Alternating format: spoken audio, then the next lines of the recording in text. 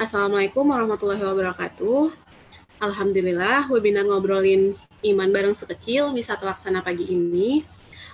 Sebelumnya kami ingin menginformasikan bahwa webinar ini berangkat dari buku yang baru saja diterbitkan oleh Gema Insani, yaitu buku Pertanyaan Anak Seputar Keimanan, yang insya Allah buku ini sangat bermanfaat untuk pendidikan akidah sekecil. Alhamdulillah, pagi ini kita dibersamai oleh pembicara yang sangat luar biasa, Bunda Kurnia. Beliau adalah penggagas Gerakan 1000 Keluarga Pecinta Rasulullah dan pembicara penting keluarga muslim nasional. Insya Allah sangat relate ya dengan tema kita pagi hari ini. Insya Allah webinar yang akan berlangsung kurang lebih 1 jam ke depan akan membahas beberapa poin penting, diantaranya pentingnya ilmu akidah bagi orang tua dan pentingnya kehadiran orang tua dalam proses pendidikan akidah untuk sekecil, dan juga nanti akan membahas beberapa tips dan trik untuk menjawab pertanyaan anak seputar keimanan begitu. Untuk tidak berpanjang-panjang, mungkin kita langsung serahkan kepada pembicara. Pada Bunda Kurnia, dipersilakan.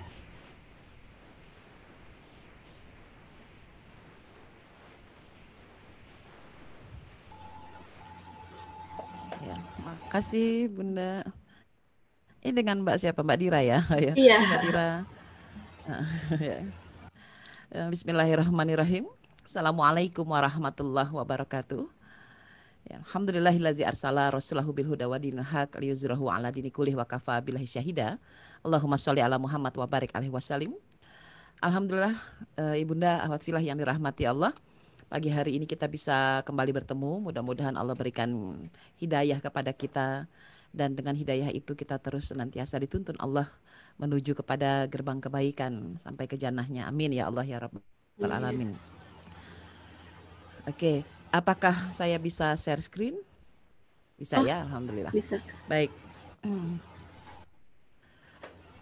Ini dia yang ingin saya bagikan kepada semua bunda juga ahwat filah. Mudah-mudahan sebentar.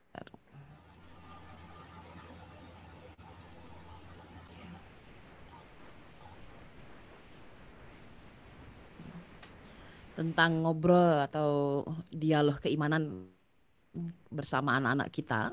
Ini merupakan sebuah pondasi dasar yang memang nggak bisa nggak yang pertama kali harus punya tentunya adalah orang tuanya, yaitu memiliki kualitas keimanan yang memahami tentang tobiat saya bilangnya tobiat kehidupan, di mana Allah sebagai yang menciptakan kita, tentu Allah pula yang menurunkan kepada kita beberapa guidance atau petunjuk-petunjuknya, dan sinyal-sinyal petunjuk itulah yang mesti kita cari pada hari ini.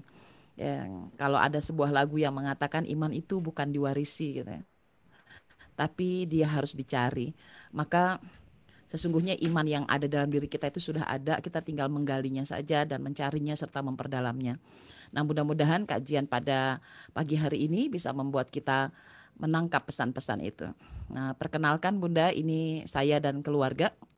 Saya ibu dari 4 orang anak. Anak pertama saya sudah lulus dari pesantren Gontor dan sekarang kuliah di Lipia sekaligus kuliah di Universitas Islam Madinah. Kemudian putri saya yang kedua juga lulusan dari pesantren Gontor dan sekarang mengajar di SMP IT Binaher yang ada di Depok. Yang ketiga tidak di pesantren tapi sekolah Islam dulunya waktu SMA-nya, sekolah Islam terpadu, dan sekarang kuliah di Nurul Fikri. Si bungsu di Gontor, lulusan Gontor, dan sekarang masih masa pengabdian jadi ustazah di Gontor Putri 3, dan juga sekarang mengabdi, bukan mengabdi maksud saya, kuliah, wajib kuliah di Gontor ya, di Universitas Darussalam Gontor. Ini dia profil keluarga saya. Nah, latar belakang saya sebetulnya adalah ilmu fisika, tetapi biasanya untuk konsep-konsep dan tema-tema pengasuhan yang lain saya akan menyertakan konsep materi tentang terkait dengan ilmu fisika kuantum dalam pengasuhan sekaligus dikaitkan dengan sirah an-nabawiyah. Dan hari ini ada sebahagian mungkin yang mudah-mudahan terkait dengan itu. Kita mulai ya. Kita mulai dari sini. Bahwa prinsip pengasuh itu bukan lari sprint. Kita samakan dulu persepsi kita. Mengasuh itu bukan lari sprint. Lari sprint itu adalah orang yang mengambil nafas panjang, masukkan penuh ke dalam dadanya, lalu dia berlari sejauh 100 meter dan harus paling cepat. Dan siapa yang cepat sampai dia adalah pemenangnya. Lari sprint berujung kepada ngos-ngosan, capek, lelah karena semua effort atau energi itu dipertaruhkan sejak awal. Mengasuh itu sebetulnya adalah laksana lari maraton. Kalau lari maraton itu jarak tempuhnya lebih panjang karena dia 42 kilometer lebih.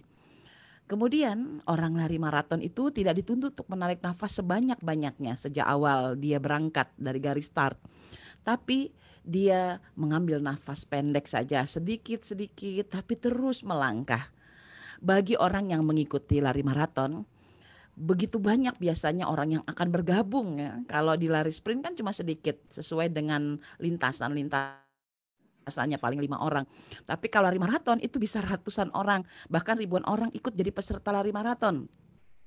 Dan mereka semua rata-rata berprinsip bukan siapa yang paling cepat ke garis finish, tapi siapa yang selamat sampai di garis finish.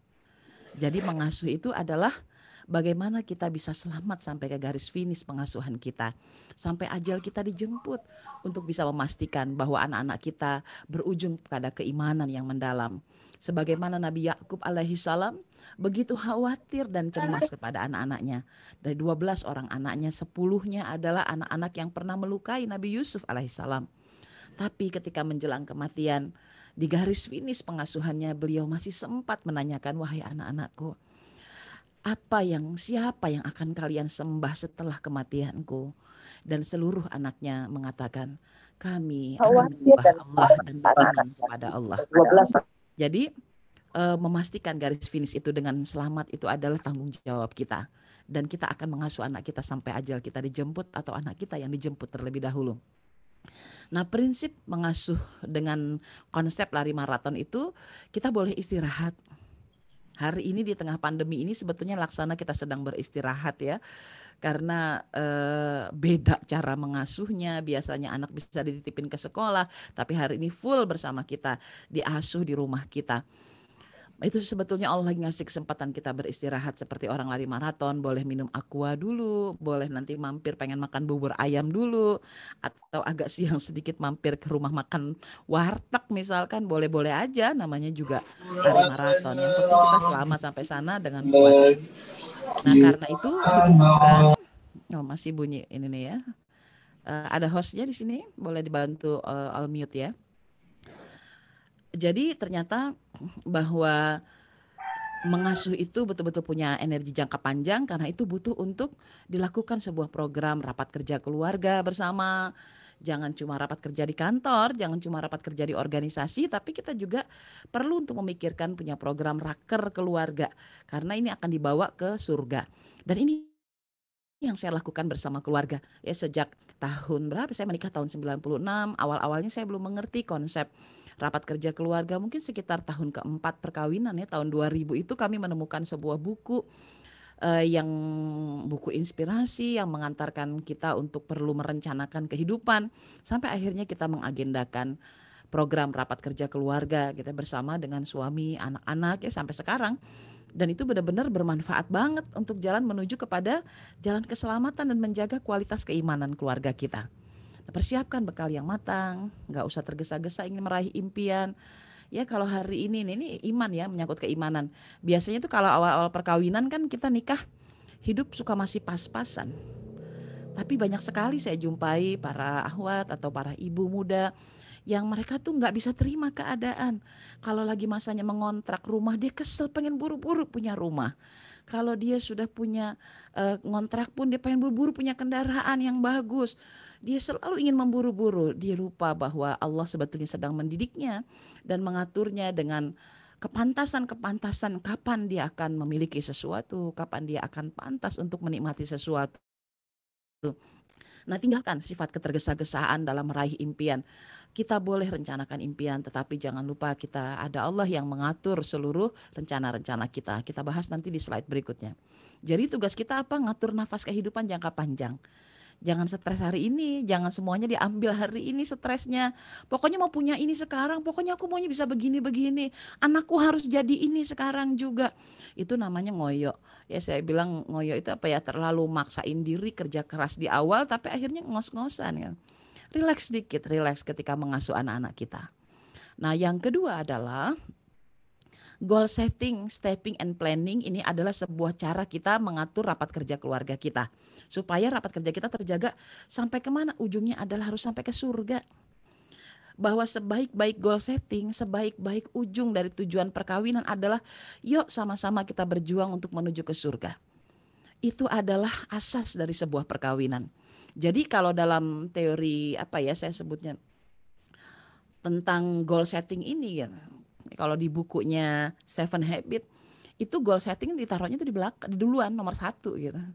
Dalam konsepnya beliau mengatakan kita harus tahu tujuan akhir kita. Jadi akhir itu harus sudah diketahui. Mau dibawa kemana? Setelah itu kita baru bisa bikin planning lalu melakukan stepping. Jadi ke depan dulu di goal setting kita lalu bisa bikin planning dan akhirnya bisa bikin stepping, langkah-langkah menuju kepada goal setting. Nah, seperti apa sih goal setting? Saya ambil contoh ya.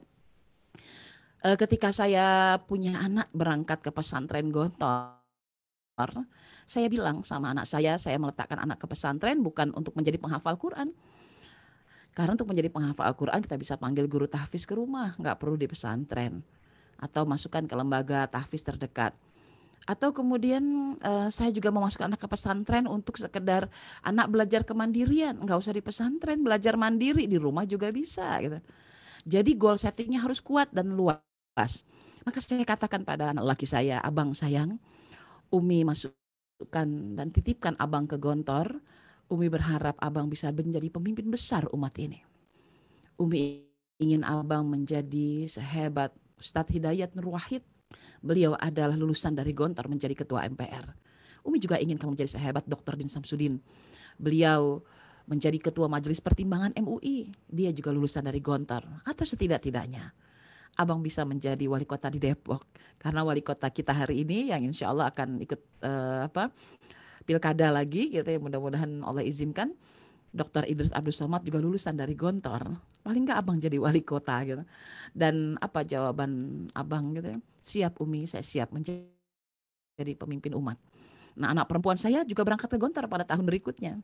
Lalu dia bertanya, Umi, kalau abang jadi pemimpin besar, lalu kakak ini kan perempuan, apakah kakak juga perlu jadi pemimpin besar seperti abang?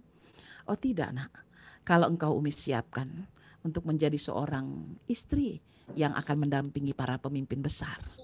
Lalu kelak engkau akan menjadi seorang ibu yang akan melahirkan dari rahimmu para pemimpin besar. Maka anak saya bilang, aku akan jadi ibu peradaban katanya. Jadi goal settingnya tuh kuat gitu ya, masuk ke pesantren tuh ya pengen jadi ibu peradaban, jadi pemimpin besar. Akhirnya mereka akan bertahan gitu ketika menghadapi kendala-kendala. Nah, kalau udah tahu tuh goal setting terbesarnya apa, tujuannya apa, baru kita bisa bikin planning.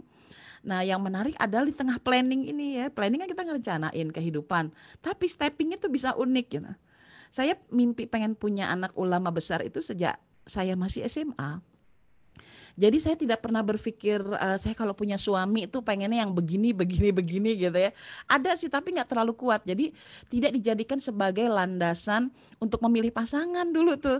Tapi saya fokusnya adalah kepada pokoknya kalau saya nanti punya anak, saya mau anak saya jadi ulama besar. Maka saat itu saat saya masih gadis saya mempelajari bahasa Arab. Karena apa? Saya pengen anak saya nanti saya ajari ngomong bahasa Arab setiap hari di rumah. Saya belajar bahasa Inggris supaya anak saya nanti saya ajak ngomong Inggris gitu kalau di rumah. Dan nanti betul-betul jadi ulama besar yang hebat. Itu imajinasi saya ketika SMA. Dan ternyata ketika saya menikah, logikanya ya kan, logikanya itu kalau kita punya goal setting anak ulama besar, maka planningnya adalah menikahlah dengan anak kiai, menikah dengan orang yang apa ya punya pesantren supaya nanti anaknya jadi ulama besar. Saya bertemu pasangan yang ya biasa-biasa saja. Sayanya juga ternyata tumbuh menjadi orang yang biasa juga.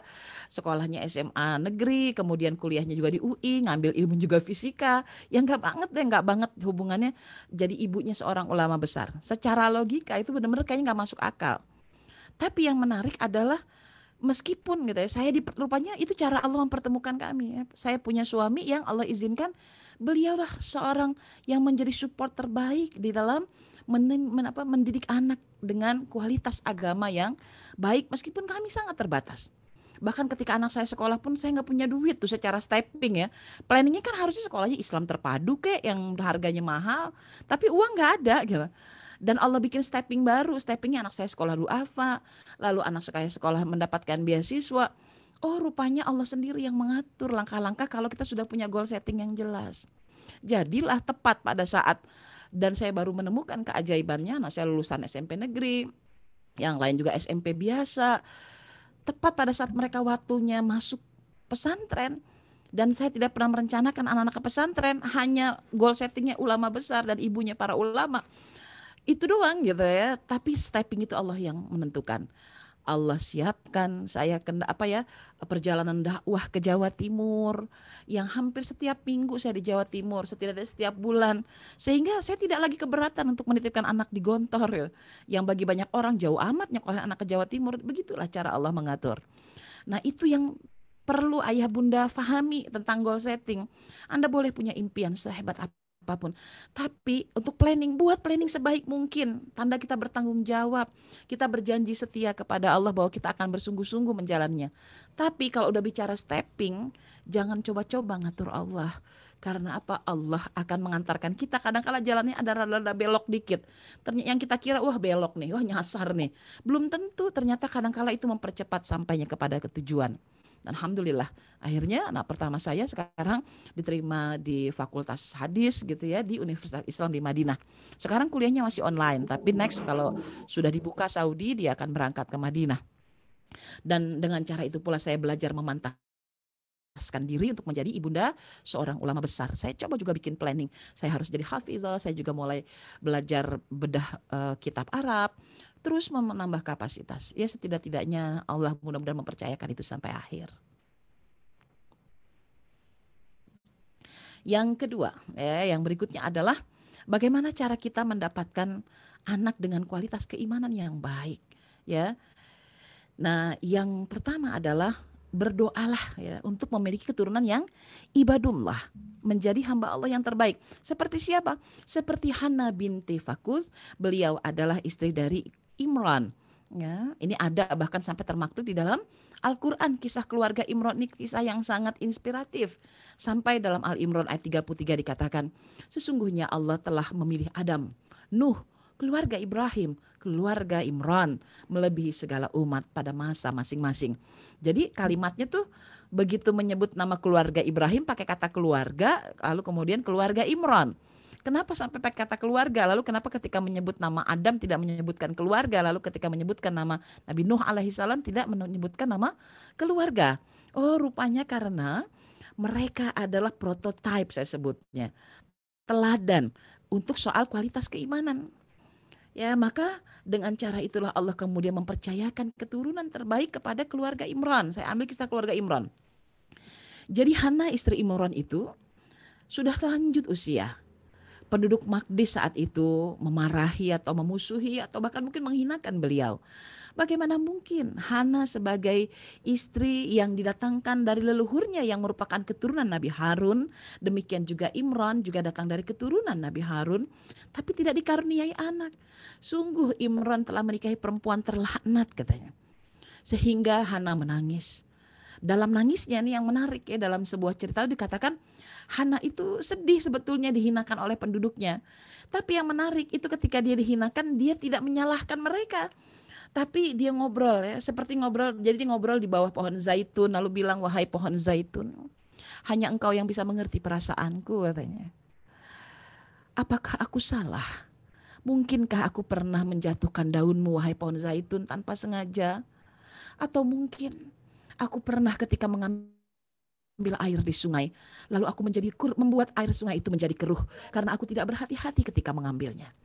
Atau mungkin ketika aku berjalan, aku pernah menginjak seekor semut dan semut itu mati karena aku. Atau mungkin ada anak yatim yang belum pernah kuusap rambutnya. Atau mungkin ada orang yang datang meminta-minta ke rumahku, tapi aku tertidur sehingga aku tidak membuka pintu untuk memberikan sedekah kepadanya. Mungkin aku yang salah. Maka di tengah rasa bersalah itu yang menarik adalah ini nazar tuh. Ya Allah ya Rabb, sesungguhnya aku bernazar kepadamu, bahwa janin yang ada dalam kandunganku ini kelak akan menjadi hamba Allah untuk mengabdi. Maka terimalah nazar dariku, dan sungguh engkaulah yang maha mendengar lagi maha mengetahui. Jadi ternyata apa yang dilakukan oleh Hana istri Imran sehingga Allah karuniakan kelak keturunannya bernama Maryam bermula dari doanya gitu. Jadi kalau kita bicara soal konsep pengasuhan keimanan, maka bicaralah ketika anak itu belum lahir. Bahkan sampai rela bahwa nanti kalau anakku lahir ini akan aku persembahkan untuk mengabdi kepada Allah. Dia akan menjadi pejuang agama Allah. Dan ini pernah saya lakukan ketika itu anak-anak saya sekarang sudah waktu itu sudah lahir, lalu kemudian saya berangkat ke Baitullah bersama suami dan saya katakan kepada Allah, Allah, saya bernazar kepadamu bahwa saya ingin mewakafkan hidup kami untuk dakwah. Demikian juga suamiku, semuanya untuk dakwah. Doakan 4 orang anak kami berwakaf untuk mewakafkan diri kami untuk dakwah. Dan benar gitu, ternyata mah hidup saya berada di jalan dakwah gitu. Terus begitu ya, karena kita berjanji setia kepada Allah ingin mewakafkan hidup kami kepada jalan dakwah. Bermula dari sebuah nazar. Dan yang menarik dalam kisah Hana istri Imran ini adalah sabab nazarnya itulah Allah mempercayakan kepadanya seorang anak gitu ya. Seorang anak dalam kandungannya.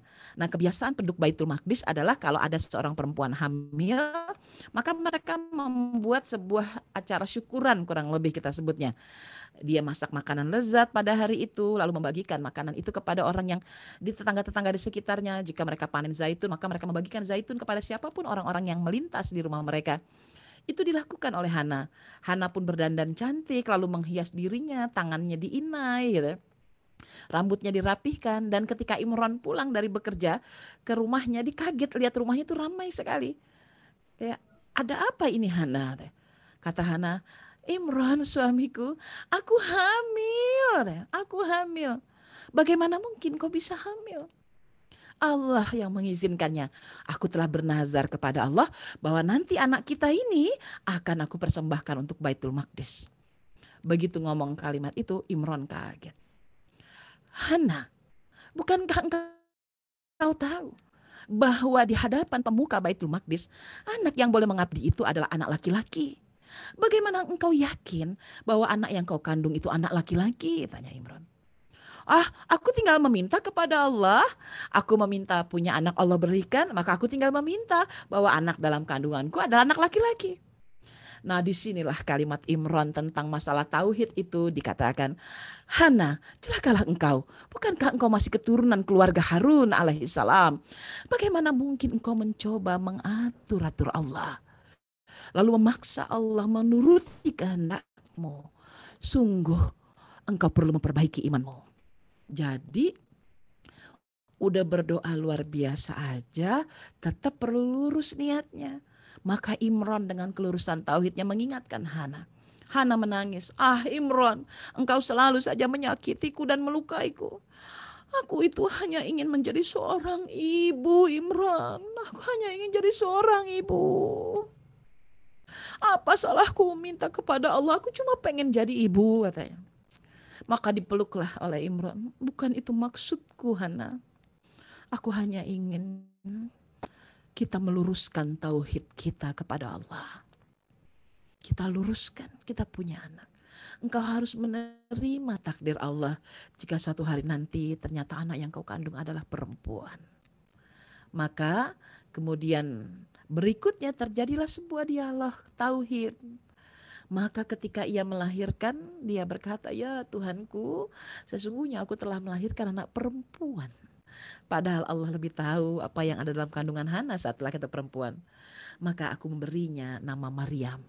Dan aku memohon perlindunganmu untuknya, juga anak cucunya dari gangguan syaitan yang terkutuk. Jadi ini menarik sekali di sini, masalah dialog keimanan antara Hana, Imran, lalu bersama Allah. Ya, karena ketika dikabarkan, jadi Imran itu meninggal dunia ketika kandungan Hana berusia 7 bulan, sehingga Imran tidak menyaksikan kelahiran Maryam. Lalu kemudian 2 bulan kemudian melahirkan, yang menolong adalah Ais, istri Nabi Zakaria alaihissalam. Kata Ais, Hana, alangkah cantiknya putrimu. Kaget dia. Oh, perempuan, anakku perempuan. Makanya ada dialog ini ya dalam Al-Quran. Ketika dia dapati, dia luruskan kembali tauhidnya. Tetap udah terlanjur nazar, anaknya akan menuju Baitul Maqdis. Maka dalam keadaan pendarahan hebat, Hana membawa bayinya sampai ke pelataran Maqdis. Lalu dia katakan kepada seluruh penduduk Maqdis, aku telah mempersembahkan putriku untuk mengabdi kepada Baitul Maqdis, dan aku telah memberi namanya Maryam. Maka terimalah ia. Dia adalah Maryam. Jadi kenapa dipanggil nama Maryam? Karena Hana ingin anaknya itu punya nama yang sama dengan nama kakak Nabi Musa yang bernama Maryam, yang lincah, kemudian gesit, cerdas gitu ya, dan tidak takut menghadapi apapun. Dan demikianlah Maryam itu dibentuk oleh Allah. Nah, yang menarik ini ya, kalimat berikutnya adalah karena dia telah menyerahkan sepenuhnya kepada Allah, maka anaknya diasuhnya bukan lagi oleh orang tua tapi oleh Allah langsung. Maka dia menerimanya dengan penerimaan yang baik, membesarkan dengan pertumbuhan yang baik ya. Jadi Allah itu menerima nazar dari Hana, lalu kemudian Allah juga yang membesarkannya. Lihat, perhatikan kalimatnya, dengan pertumbuhan yang baik dan menyerahkan pemeliharaannya dititipkan kepada Nabi Zakaria. Jadi bayi yang lahir itu, yang tadinya para pembesar itu menghinakan Hana sebelumnya, tiba-tiba 40 pembesar itu berkumpul dan ingin berebut mengasuh Maryam.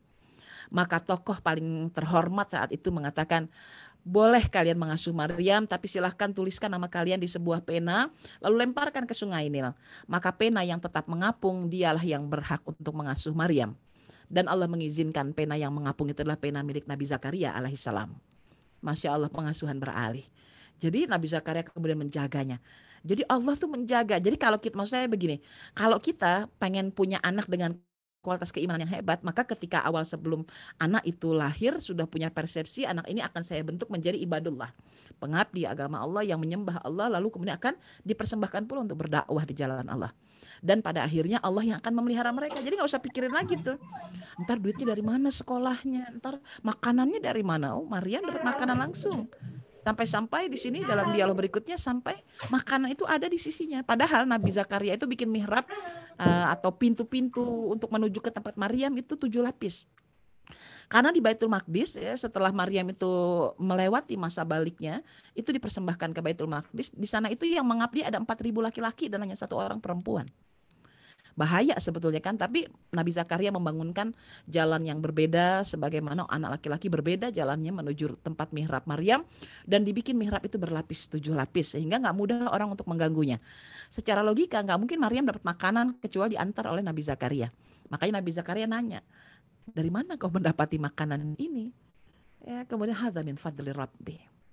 Ini semua adalah karunia dari Allah. Jadi sikap yang mengatakan ini semua karunia Allah. Jadi kalau mau jadi ibu dan ayah yang hebat adalah selalu bilang, kalau dapat pekerjaan ini semua karunia Allah. Dapat rezeki banyak ini semua karunia Allah. Dapat rumah nggak terlalu bagus ini semua karunia Allah. Ya, hari ini sedang pandemi, duit pas-pasan ini karunia Allah. Kalimat kita harus seperti Maryam. Itu namanya orang tua yang berkualitas. Lalu kemudian karena melihat ada keajaiban di mihrabnya Maryam, ini lihat nih sekali lagi, terjadi pengulangan, yaitu Nabi Zakaria berdoa di tempat itu. Wah, ini tempat ijabah nih, dekat sekali hubungan Maryam dengan Allah. Maka di sana Nabi Zakaria berdoa kepada Allah, Rabbi habli miladunka zuriyatan thayyibah, innaka sami'ud du'a. Ya Tuhanku, berikanlah aku keturunan yang baik dari sisimu, sungguh Engkau maha mendengar segala doa. Ya, Masya Allah gitu. Ini dialog keimanan ya. Jadi sudah dimulai oleh kita. Jangan cuma sekedar nitipin anak ke pesantren biar imannya bagus, masukin ke IT biar kita nggak usah capek. Bukan itu. Karena esensinya datang dari tubuh orang tuanya sendiri. Lalu bagaimana, kan tadi kita bicara tentang sosok ibu, sekarang kita bicara tentang sosok ayah. Maka ayah pun berperan dalam masalah keimanan. Dia harus juga kontribusi. Di mana letak pengasuhan ayah yang terhebat? Yaitu letaknya di kelembutan. Coba, Masya Allah ya. Jadi kalau ada pepatah yang mengatakan jika engkau ingin belajar tentang sebuah cinta, maka belajarlah dari seorang ibu. Tapi jika engkau ingin belajar tentang makna sebuah pengorbanan, maka belajarlah dari seorang ayah, katanya. Nah, ayah itu ya terletak pada kelembutannya ternyata. Jadi kalau itu harus galak, harus keras, harus kasar, kayaknya perlu direvisi deh ya, pattern itu perlu diganti bahwa ayah itu harus lembut, ternyata lembut, penuh cinta, penuh sayang. Nah, belajar dari mana kita belajar? Dari kelembutannya Nabi Zakaria alaihissalam, yaitu kelembutan dalam memohon kepada Allah. Ya, jadi ketika beliau memohon itu, maka dalam Quran surah Maryam diceritakan tentang siapa sosok ayah hebat yang melahirkan anak hebat bernama Yahya alaihissalam nantinya.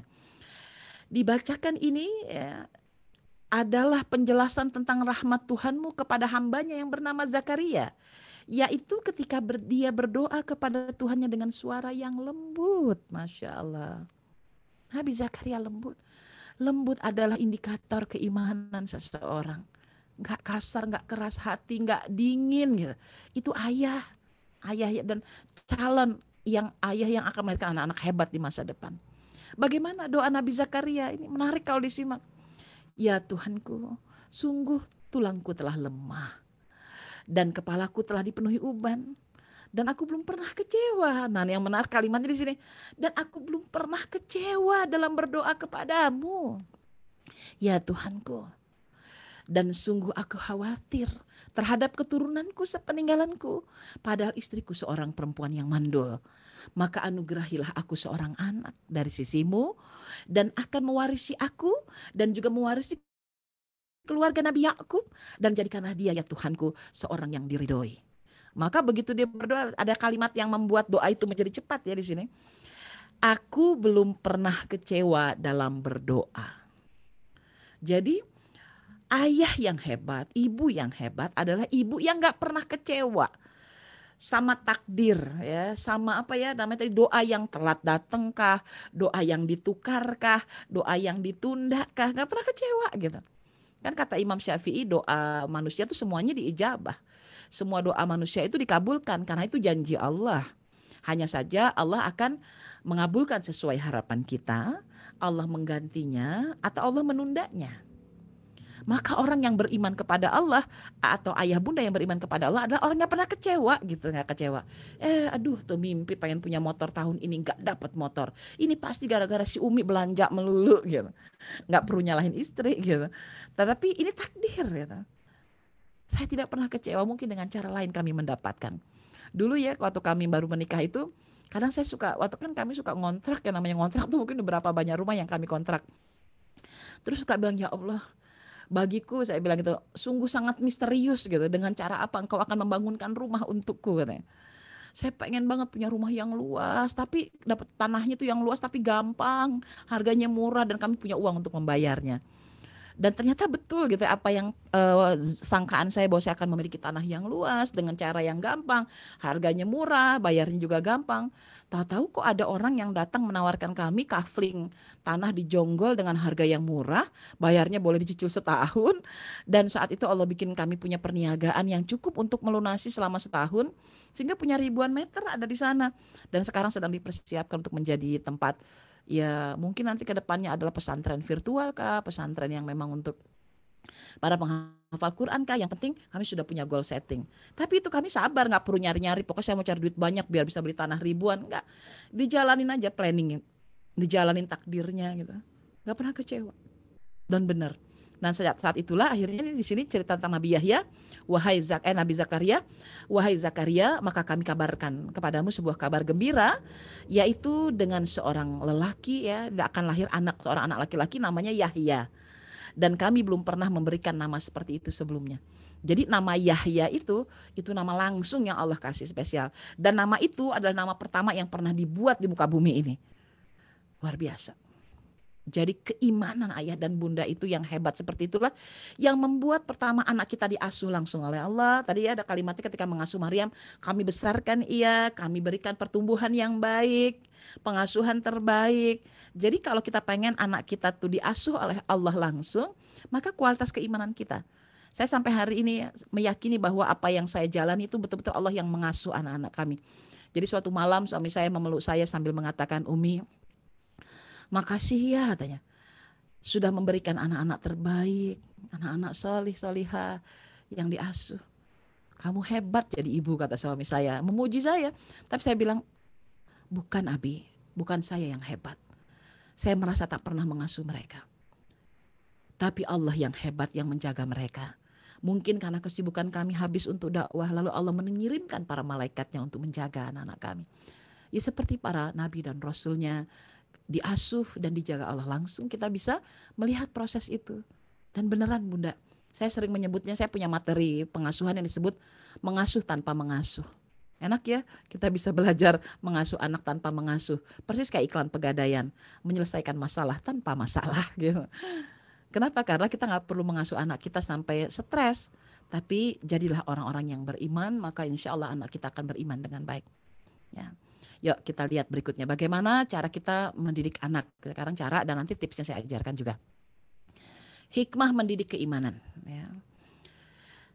Dari kisah Nabi Yahya ini, lalu Allah memberikan sebuah isyarah kepada kita langkah-langkah pengasuhannya.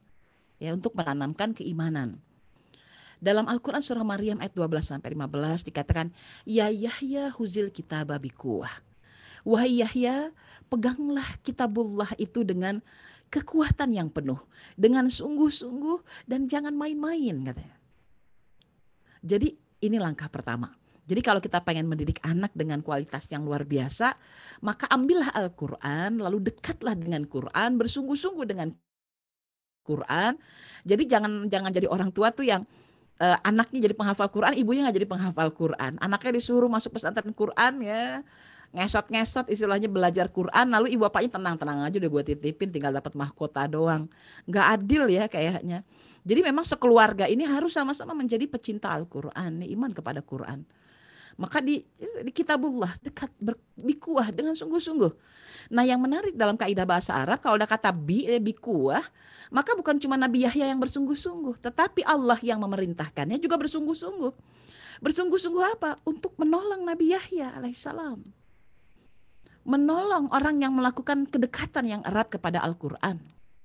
Lalu kalimat ini dilanjutkan oleh Allah. Wa atainahul hukma sobiyan. Maka Allah kemudian memberikan kepadanya, dimasukkan ke dalam sanubarinya hikmah kebijaksanaan sejak dia sobian, sejak dia masih kecil. Nah ini kan enak tuh lihat, ngedidik anak pakai kualitas Al-Quran, maka siapa yang akan ngasih dia kebijaksanaan? Dari masih kecil anak kita bakal dibikin bijaksana. Kalau kita dekat dengan Quran, anak kita dekat dengan Quran. Maka dibuatlah oleh Allah Nabi Yahya itu ketika teman-temannya bermain, namanya teman main kan manggilnya Yahya, kurang lebih begitu. Wahai Yahya bin Zakaria, tidakkah kau ingin bermain bersama kami? Main yuk, kurang lebih begitu. Kata Nabi Yahya apa? Bukan, hidup itu bukan untuk main-main katanya. Tidak, aku tidak akan bermain karena hidup itu bukan untuk main-main. Jadi sejak sobian dari masih kecil dia tuh dapat hikmah. Hidup itu bukan main-main, jadi bukan buat main, tapi betul-betul buat mengabdi kepada Allah. Tuh.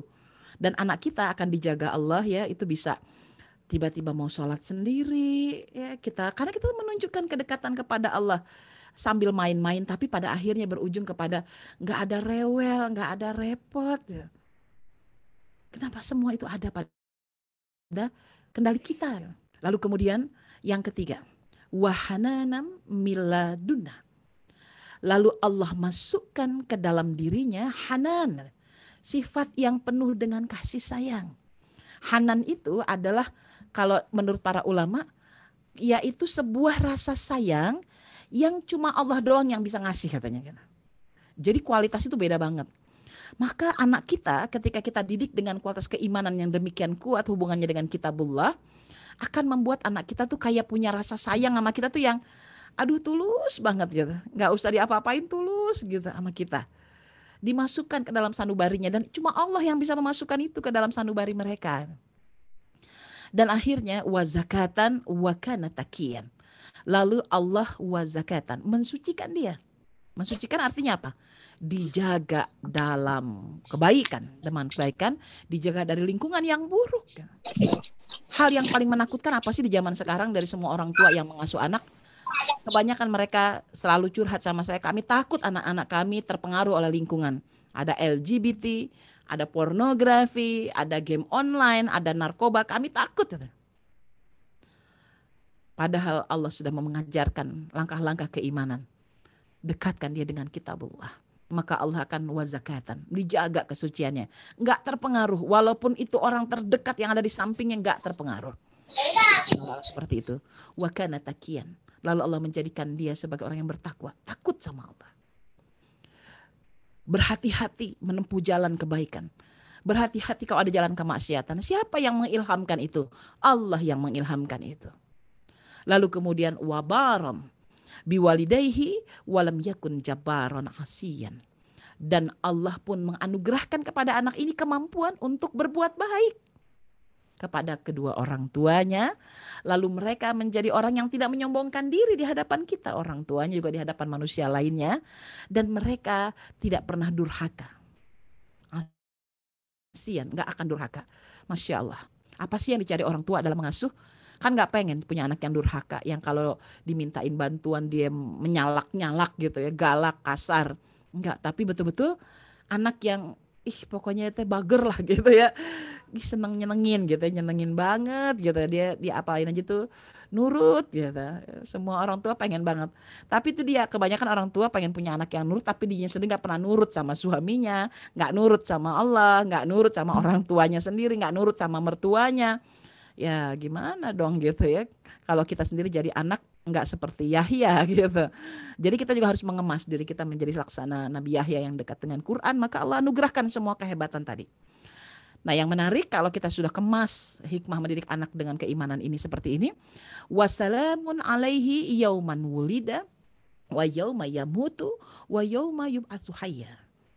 Jadi maka Allah akan memelihara anak-anak kita, dijaga keselamatannya dari baru dia dilahirkan. Bahkan berarti sebenarnya lalu kemudian sampai menuju gerbang kematian. Wa yauma yamutu, sampai gerbang kematian, di kematiannya pun masih diselamatkan Allah dengan kematian husnul khatimah, mungkin syahid di jalan Allah. Lalu kemudian dijaga lagi oleh Allah wa yauma yub'atsu hayyan, pada hari kebangkitan, hari di mana manusia semua takut gitu. Dan itu dijaga keselamatannya. Masya Allah. Jadi bunda dan ayah, ikuti deh langkah-langkah manusia-manusia soleh ini, supaya kita mendapatkan kualitas keimanan yang mendalam. Dan berikutnya adalah ini, kurikulumnya. Ya, jadi kurikulum keimanan nanti ada ya di buku yang keluaran dari Gema Insan, itu bagus banget. Saya udah baca juga, dialog tanya jawabnya juga bagus gitu. Tinggal mungkin saya hanya membuat hari ini membuat rangkaian aplikatif ya, apa yang sudah saya lakukan, apa yang saya amati dari orang di sekitar, untuk bisa mengaplikasikan ilmu dasar keimanan ini. Nah kurikulumnya ini, jadi kalau ayah dan bunda pengen punya kurikulum pengasuh keimanan, kurang lebih seperti ini, saya bikin ringkas aja. Jadi rukun iman kan ada 6. Nah ini benar-benar gak mudah ternyata menanamkannya kalau kita gak ngerti bagaimana, saya bilang kode-kode khususnya untuk bisa sampai kepada anak itu percaya kepada kodok dan kodar. Dan di kodok dan kodar ini adalah peristiwa paling sulit yang bisa ditanamkan kepada manusia, bahkan sampai sekarang kita udah tua, kalau kita nggak beriman kepada yang paling awal dulu, Allah, malaikat, kitabullah, Rasulullah, ya, kemudian hari akhir, dan pada akhirnya qada dan qadar. Jadi orang nggak bisa terima qada dan qadar, hari ini banyak meratap nasib, hari ini banyak menyalahkan keadaan, hari ini nggak terima jodohnya nggak sesuai harapan, hari ini nggak terima pekerjaannya, gajinya nggak cukup. Itu berarti keimanan yang paling akhir ini dia nggak sampai. Kenapa dia nggak sampai? Karena dia nggak kenal yang sebelumnya. Maka supaya kita sampai kepada pemahaman yang terakhir ini, iman yang terakhir, kita harus kenali dulu sifat-sifat Allah. Nah ketika kita mengajarkan anak-anak kita tentang Allah, kurang lebih dibagi 3 ini aja, supaya gampang. Kenalkan Allah secara rububiyah, ya, atau rububiyatullah disebutnya, yaitu memahami tentang bagaimana Allah sebagai sang pencipta. Lalu kemudian mengajarkan tentang Allah sebagai mulkiyah, ya, mulkiyatullah, sebagai malik, sebagai pemegang kekuasaan, bahkan sebagai malik, pemilik kekuasaan, pemilik segala sesuatu. Lalu uluhiyatullah, mengajarkan Allah sebagai ilah, hanya ialah Allah yang berhak disembah. Jadi memahami penghambaan kepada Allah. Nah cara yang aplikatifnya, ya saya pernah dapatkan ini pengalaman berharga banget ya, dari sahabat saya Bunda Nino Warisman. Bunda Nino suatu hari mengajak putri bungsunya keluar rumah. Ikut aku ya dek ke taman. Mau apa bunda? Ikut aja, ada sesuatu yang ingin kukenalkan kepadamu. Siapa sih bunda? Ya udah tungguin aja dulu ya, kita duduk di sini ya di pinggir taman. Duduklah mereka berdua. Lalu kemudian, Bunda mau beliin aku es krim ya? Bukan, tunggu aja sebentar lagi dia datang deh. Siapa sih Bunda deh? Tahu-tahu ada angin yang berhembus. Set, gitu ya. Ada angin yang berhembus, terus dia sudah datang. Siapa Bunda? Siapa? Coba kamu rasakan, Nak. Rasakan. Hah, ada angin, dia bilang. Angin. Ya, itu namanya angin. Coba sejuk ya, tangannya dirasakan. Oh iya sejuk. Angin. Adik bisa lihat angin? Enggak, tapi adik bisa rasakan? Bisa. Begitulah Allah nak sayang. Allah itu tidak nampak, tapi Allah ada dari penciptaannya. Kau bisa merasakan angin, kau bisa lihat tumbuhan, kau bisa lihat semua benda di sekitarmu. Kau lihat penciptaan mata, di situ ada Allah nak sayang. Lalu Neno bercerita tentang angin dengan segala kualitas penciptaannya. Dan itu saya pakai dalam pengasuhan. Masya Allah. Ya, dialog keimanan itu kadang-kadang harus terjun langsung. Ya. Ngelihat air, bicara tentang air dengan segala hikmah penciptaannya. Jadi memang ayah dan bunda perlu punya ensiklopedia tentang ilmu pengetahuan ya. Kalau rumah saya memang penuh dengan buku-buku kayak begitu. Sehingga mempermudah kami cerita tentang apa yang terdekat. Lihat pohon, cerita tentang pohon gitu ya. Lalu di sana banyak saya ceritakan betapa hebatnya Allah menciptakan ini semua. Nah kalau secara mulkiyah tentang kekuasaan Allah yang maha besar. Ketika anak kita bersedih, kucing aku mati, nangis kan gitu. Iya nak sayang. Semua benda yang diciptakan Allah di muka bumi ini, baik hewan, manusia, tumbuhan, bahkan benda mati, semuanya ada ajalnya nak sayang. Kucing ini sudah waktunya. Ya. Saya pernah ketika anak saya juga memecahkan gelas gitu ya, kan nangis tuh gelas kesayangannya. Nggak apa-apa, setiap benda itu ada ajalnya. Jadi mereka tuh udah paham tentang konsep ajal dari masih kecil gitu. Ada ajalnya dan mereka menerima gitu. Dan akhirnya sekarang kita tuh kalau ada benda jatuh pecah, oh gitu ya kaget sebentar, udah nggak apa-apa, kita beli lagi aja gitu. Kita belajar relax ya, jadi nggak gampang. Jadi kalau ibunda lihat mobil saya ya, mobil saya tuh yang namanya spion udah hancur, pakai spion motor, ya mobilnya pada lecet. Karena apa? Karena ketika dia nabrak gitu ya, bawa mobil terus nabrak, nggak apa-apa, sudah ajalnya nanti kita, insya Allah ada rezekinya beli yang baru gitu, beli kaca yang baru segala macam, nggak pakai dimarah-marahin. Kita mencoba menempatkan bahwa kekuasaan itu milik Allah, setiap benda aja dalam kendali Allah. Nah uluhiyatul adalah pengabdian kepada Allah. Bagaimana kita mengajarkan anak kita mengabdi hanya pada Allah saja, tentunya ditunjukkan dari sikap kita. Kurikulum yang kedua adalah bicara tentang malaikat. Malaikat itu makhluk Allah yang didesain taat, itu yang perlu ayah bunda tahu. Malaikat Malik tidak pernah tersenyum, kecuali ketika bertemu Muhammad SAW. Malaikat Malik kan penjaga neraka. Satu-satunya malaikat yang tidak diberi tugas untuk tersenyum. Kalau dia tersenyum bisa kasihan dia sama penghuni neraka. Dibuat oleh Allah desain packagingnya malaikat Malik itu menyeramkan, menakutkan dengan tidak pernah tersenyum. Sekali-kali tersenyum ketika bertemu Muhammad SAW. Nah jumlah malaikat itu banyak. Jadi kalau dalam Al-Quran tuh lebih ada 25 nama malaikat. Tapi selama ini kita hanya kenal nama malaikat itu ada 10 nama malaikat. Itu 10 nama malaikat yang wajib dikenal. Tetapi jumlahnya, jumlahnya tanpa batas. Bisa triliunan bisa jadi. Saking banyaknya. Nah dalam Quran itu lebih dari 25 nama ada di dalamnya. Maka anak-anak saya sudah sering saya ceritakan. Jadi saya punya buku namanya Bersahabat dengan Malaikat. Jadi ada malaikat yang menarik yang namanya Munzalin. Malaikat yang diserupakan Allah dengan manusia namanya Munzalin. Saya cerita, jadi kalau Allah cerita malaikat harus pakai cerita emang. Saya bilang sama anak saya dulu ada sebuah cerita seorang lelaki, dia mengalami kanker otak dan dokter bilang bahwa hidupnya akan bertahan tinggal 2 minggu lagi saja karena kankernya sudah begitu menyebar.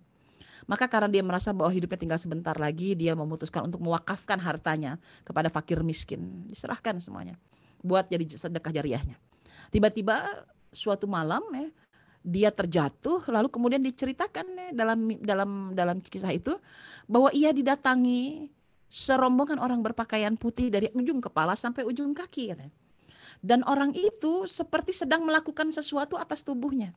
Seperti ada yang ditarik dari ujung kakinya, lalu dimasukkan sesuatu, ada yang ditarik, dimasukkan satu, seperti sedang membenahi sesuatu dari ujung kaki sampai ujung kepalanya. Setelah itu, ia tersadar bahwa ternyata dia berada di ruang ICU. Maka ia bertanya kepada keluarga yang ada di sekitarnya, apa yang terjadi dengan diriku?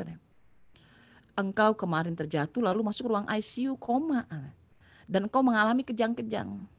Setelah itu engkau sadar kembali seperti hari ini. Dan ketika diperiksa oleh sang dokter, tidak ditemukan lagi kanker otak di kepalanya. Sembuh katanya. Bisa disembuhkan dengan cepat. Padahal tuh katanya tinggal 2 minggu lagi gitu.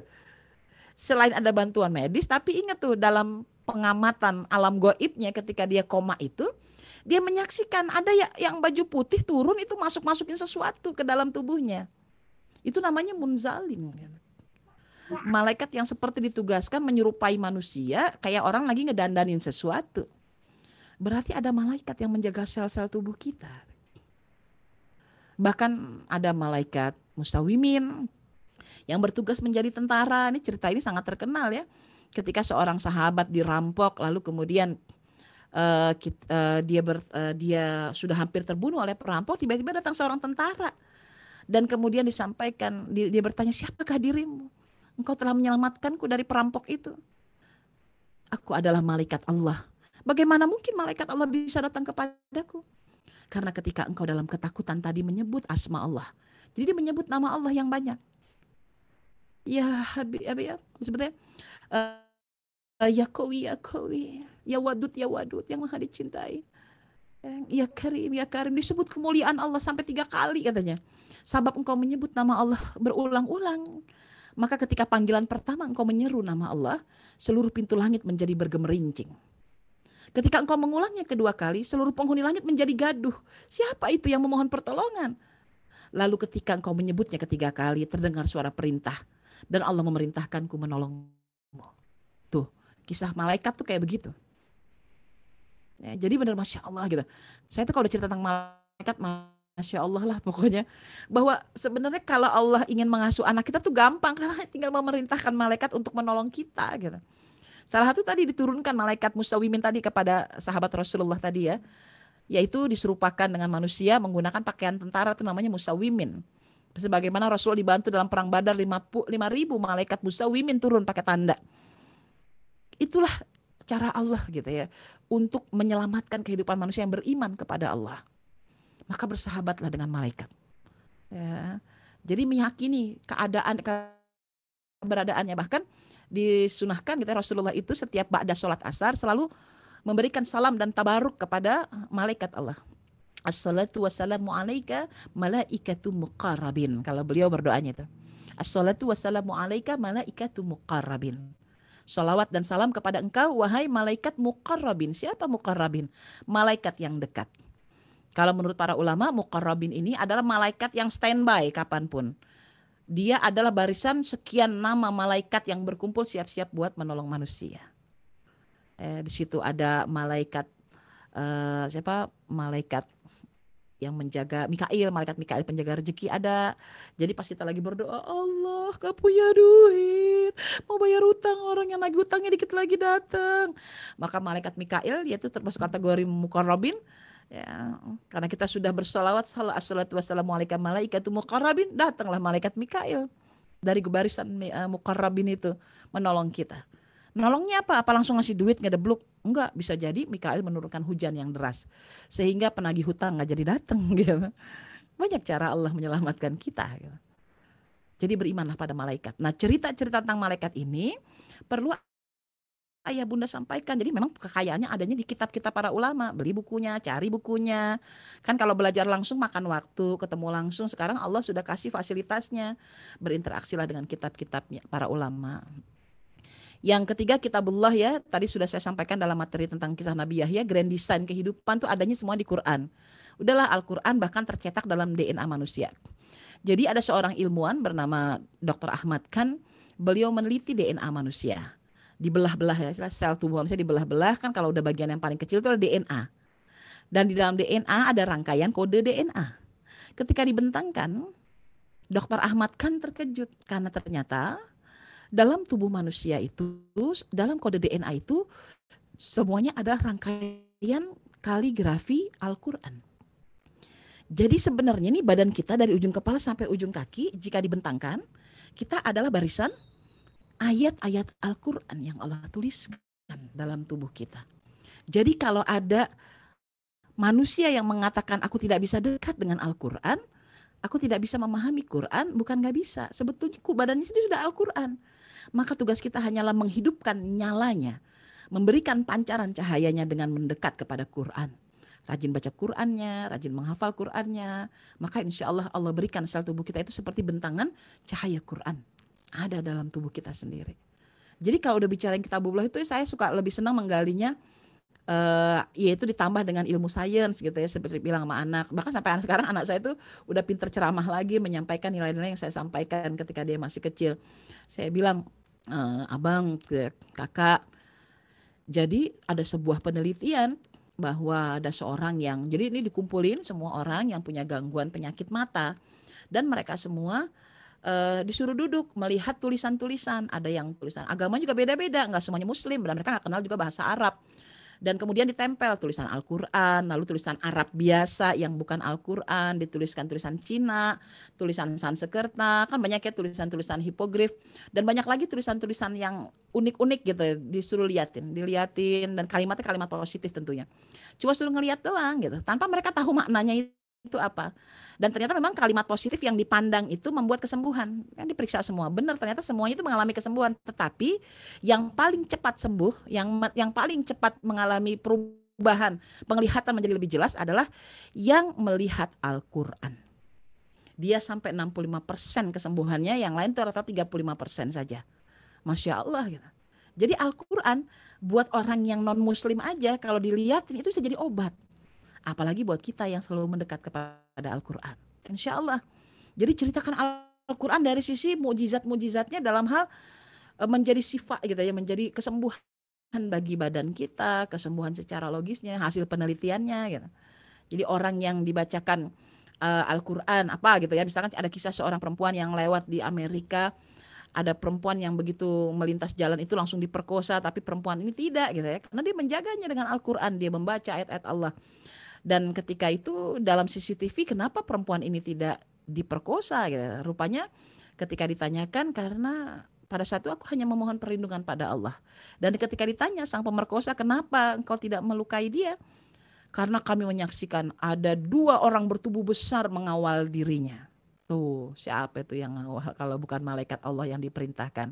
Bisa jadi dia adalah malaikat hamil Quran. Malaikat penjaga-penjaga Quran yang akhirnya juga menjaga manusia. Nah, jadi kalau ngomong sama anak soal Quran, tujuannya adalah agar engkau terjaga, ya Allah. Dijaga oleh Allah. Lalu yang berikutnya iman kepada Rasulullah. Nah, iman kepada Rasulullah ini ya, perlu dibaca setiap hari, dibacakan, diceritakan. Karena dia sumber keteladanan. Siapa mengikuti dia akan selamat. Nah, saya ambil contoh saja ya.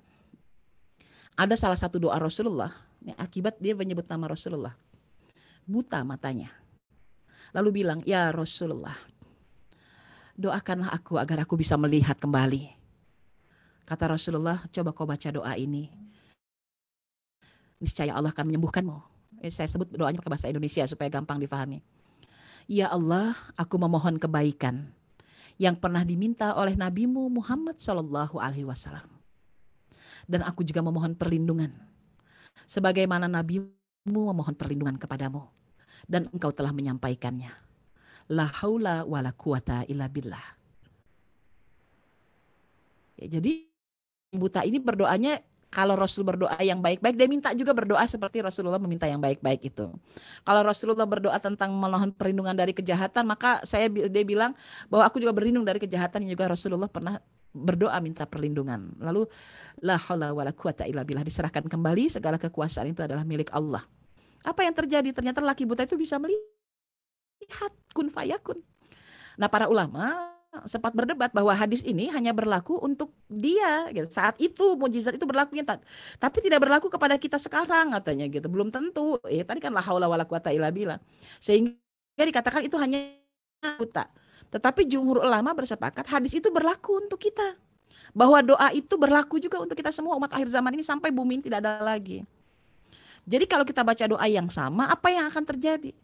ketika seseorang menyebut nama Muhammad Shallallahu Alaihi Wasallam, apa yang didoain Muhammad Shallallahu Alaihi Wasallam, apa yang Muhammad Shallallahu Alaihi Wasallam mohon perlindungan, disebut namanya berulang-ulang, maka orang yang membaca doa tersebut atau kita yang menyebutkan nama tersebut, nama Rasulullah ini, maka seluruh hidup kita akan diubah oleh Allah laksana lelaki buta yang bisa melihat kembali. Kun fayakun, Masya Allah.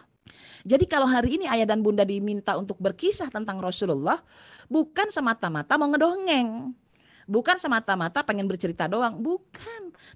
Tapi agar lebih banyak setiap hari menyebut nama Muhammad Shallallahu Alaihi Wasallam. Jika perlu dalam setiap desah nafas kita. Karena itu saya sekarang melakukan gerakan 1000 keluarga pecinta Rasulullah Shallallahu Alaihi Wasallam di setiap kabupaten di Indonesia. Jadi setiap kali saya singgah di sana, saya selalu katakan, udah berapa orang peserta yang datang? Ada 500 bunda, kata mereka. Alhamdulillah ada 500 keluarga pecinta Rasulullah. Terus hari kedua saya datang lagi, berapa orang peserta? 500. Berarti hari itu di kabupaten tersebut sudah ada 1000 keluarga pecinta Rasulullah terbentuk.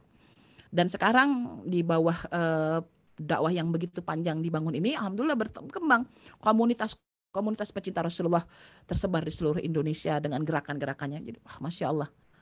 Kenapa? Karena saya tahu betapa menyebut nama Rasulullah Sallallahu Alaihi Wasallam itu adalah keajaiban. Ya, kapan-kapan lah kita bahas tentang Rasulullah ini secara ilmiahnya ya, sampai ke ilmu quantum healingnya. Tapi itulah kurang lebih.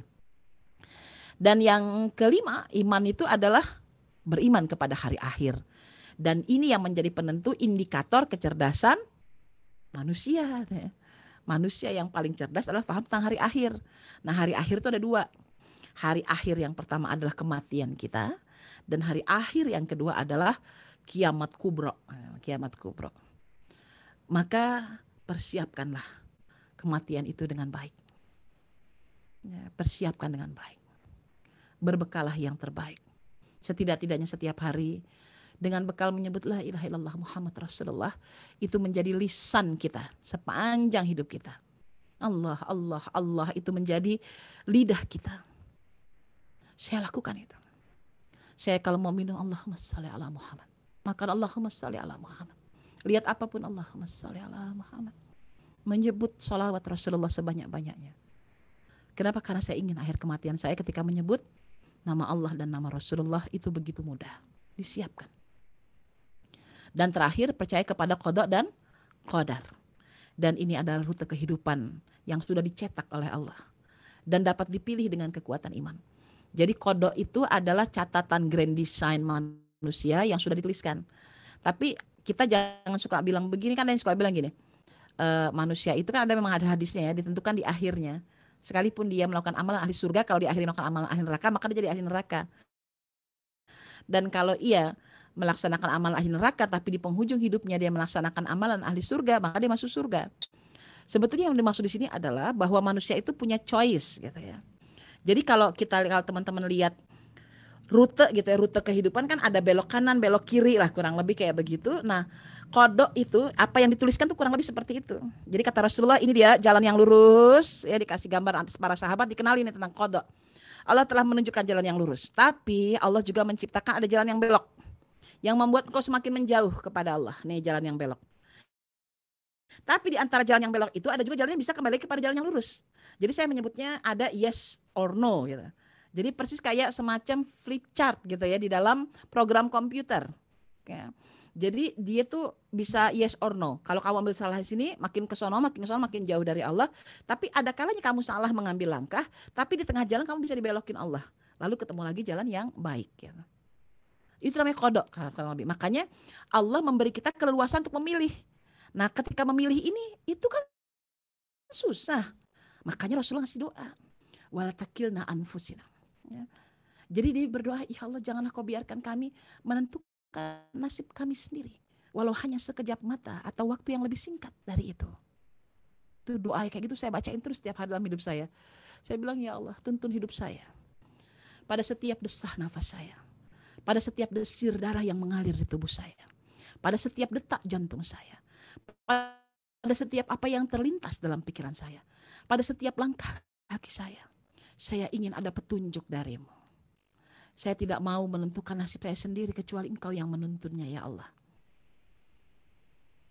Mata atau waktu yang lebih singkat dari itu. Jadi kalau kita pengen tahu qada yang baik, hanya harus minta dituntun. Maka insya Allah qadarnya, takdir, qadar itu kan berarti udah ditulis, dilakukan. Nah ketika dilakukan terjadilah qadarnya, terjadilah takdirnya. Ketika takdirnya terjadi, kita tenang. Meskipun hasilnya buruk, gak sesuai harapan, kita tetap bahagia. Gak apa-apa, kan aku sudah minta sama Allah gitu. Ini biasanya buat orang-orang yang masih gadis ya, naksir sama dia nih gitu ya. Kodoknya nih kita sampai ikhtiarkan jalannya ya. Kodarnya ternyata nggak jadi gitu, nggak jadi sama dia. Tapi kalau sudah berserah kepada Allah, tenang aja, pasti ada rahasianya. Saya beberapa kali dulu zaman masih gadis jodohin sama orang.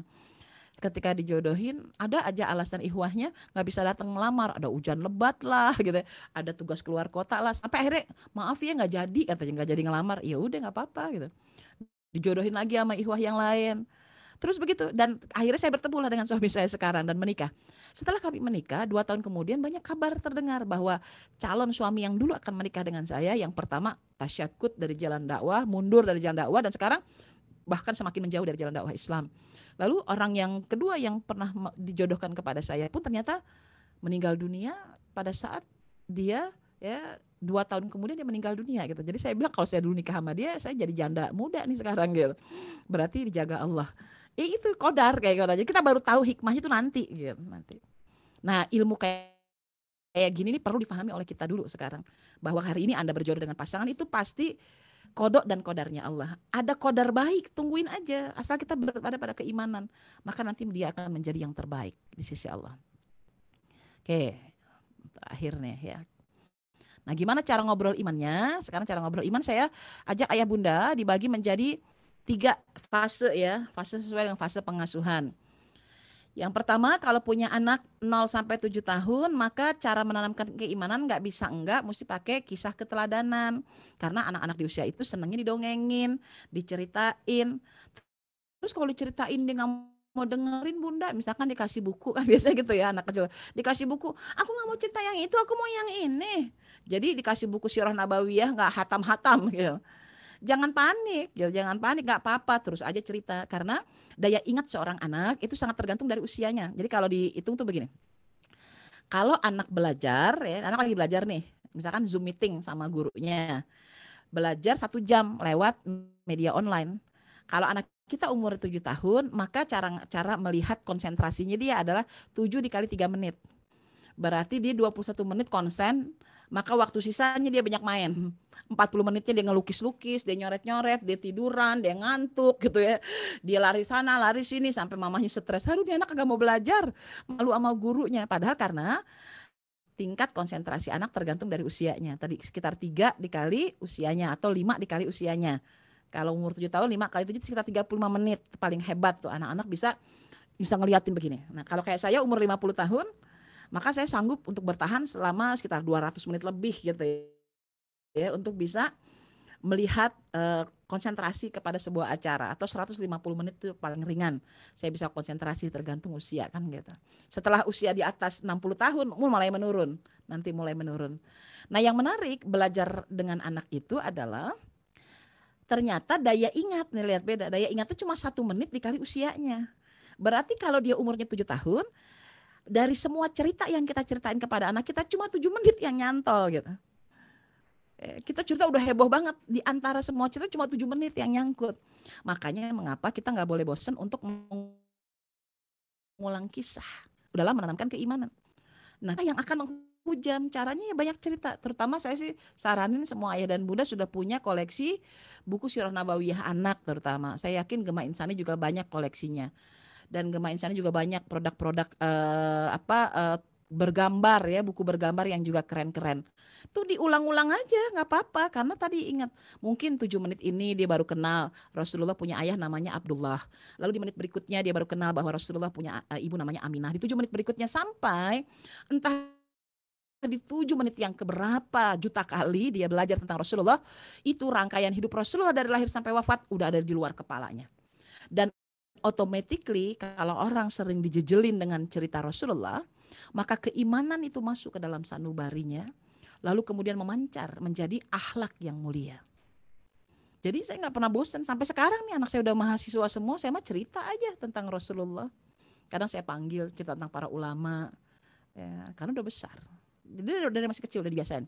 Dekatkan dengan pengalaman keseharian. Tadi sudah saya sampaikan bagaimana cara Nino Warisman menanamkan dengan pengalaman keseharian gitu. Jadi kita bisa lakukan itu, ngelihat warna, kita ngobrol ya Allah. Ya jadi sebutkan nama Allah. Jadi kalau anak masih 0 sampai 7 tahun nyebutin nama Allah tuh sesering mungkin. Masya Allah, ya Allah Rabbana naumini, alhamdulillah. Nyebut nama Allahnya tuh tulus, nggak dibuat-buat. Ya, dalam pengalaman apapun diceritakan, ini bersih sekali bajunya, Masya Allah.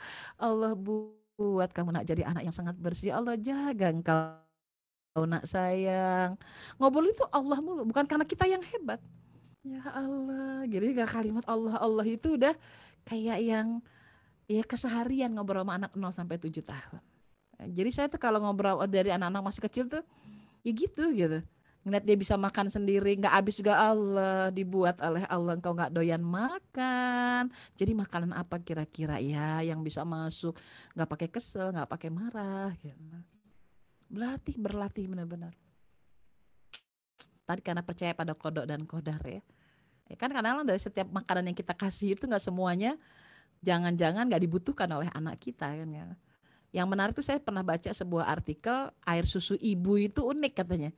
Kalau anak lagi sakit katanya warna air susunya bisa jadi entah merah gitu ya. Kandungan nutrisinya beda. Terus kalau anak lagi sehat, kandungan nutrisinya juga beda katanya. Jadi si air susu ya dari puting ibu itu ketika dihisap kualitasnya bisa beda-beda katanya.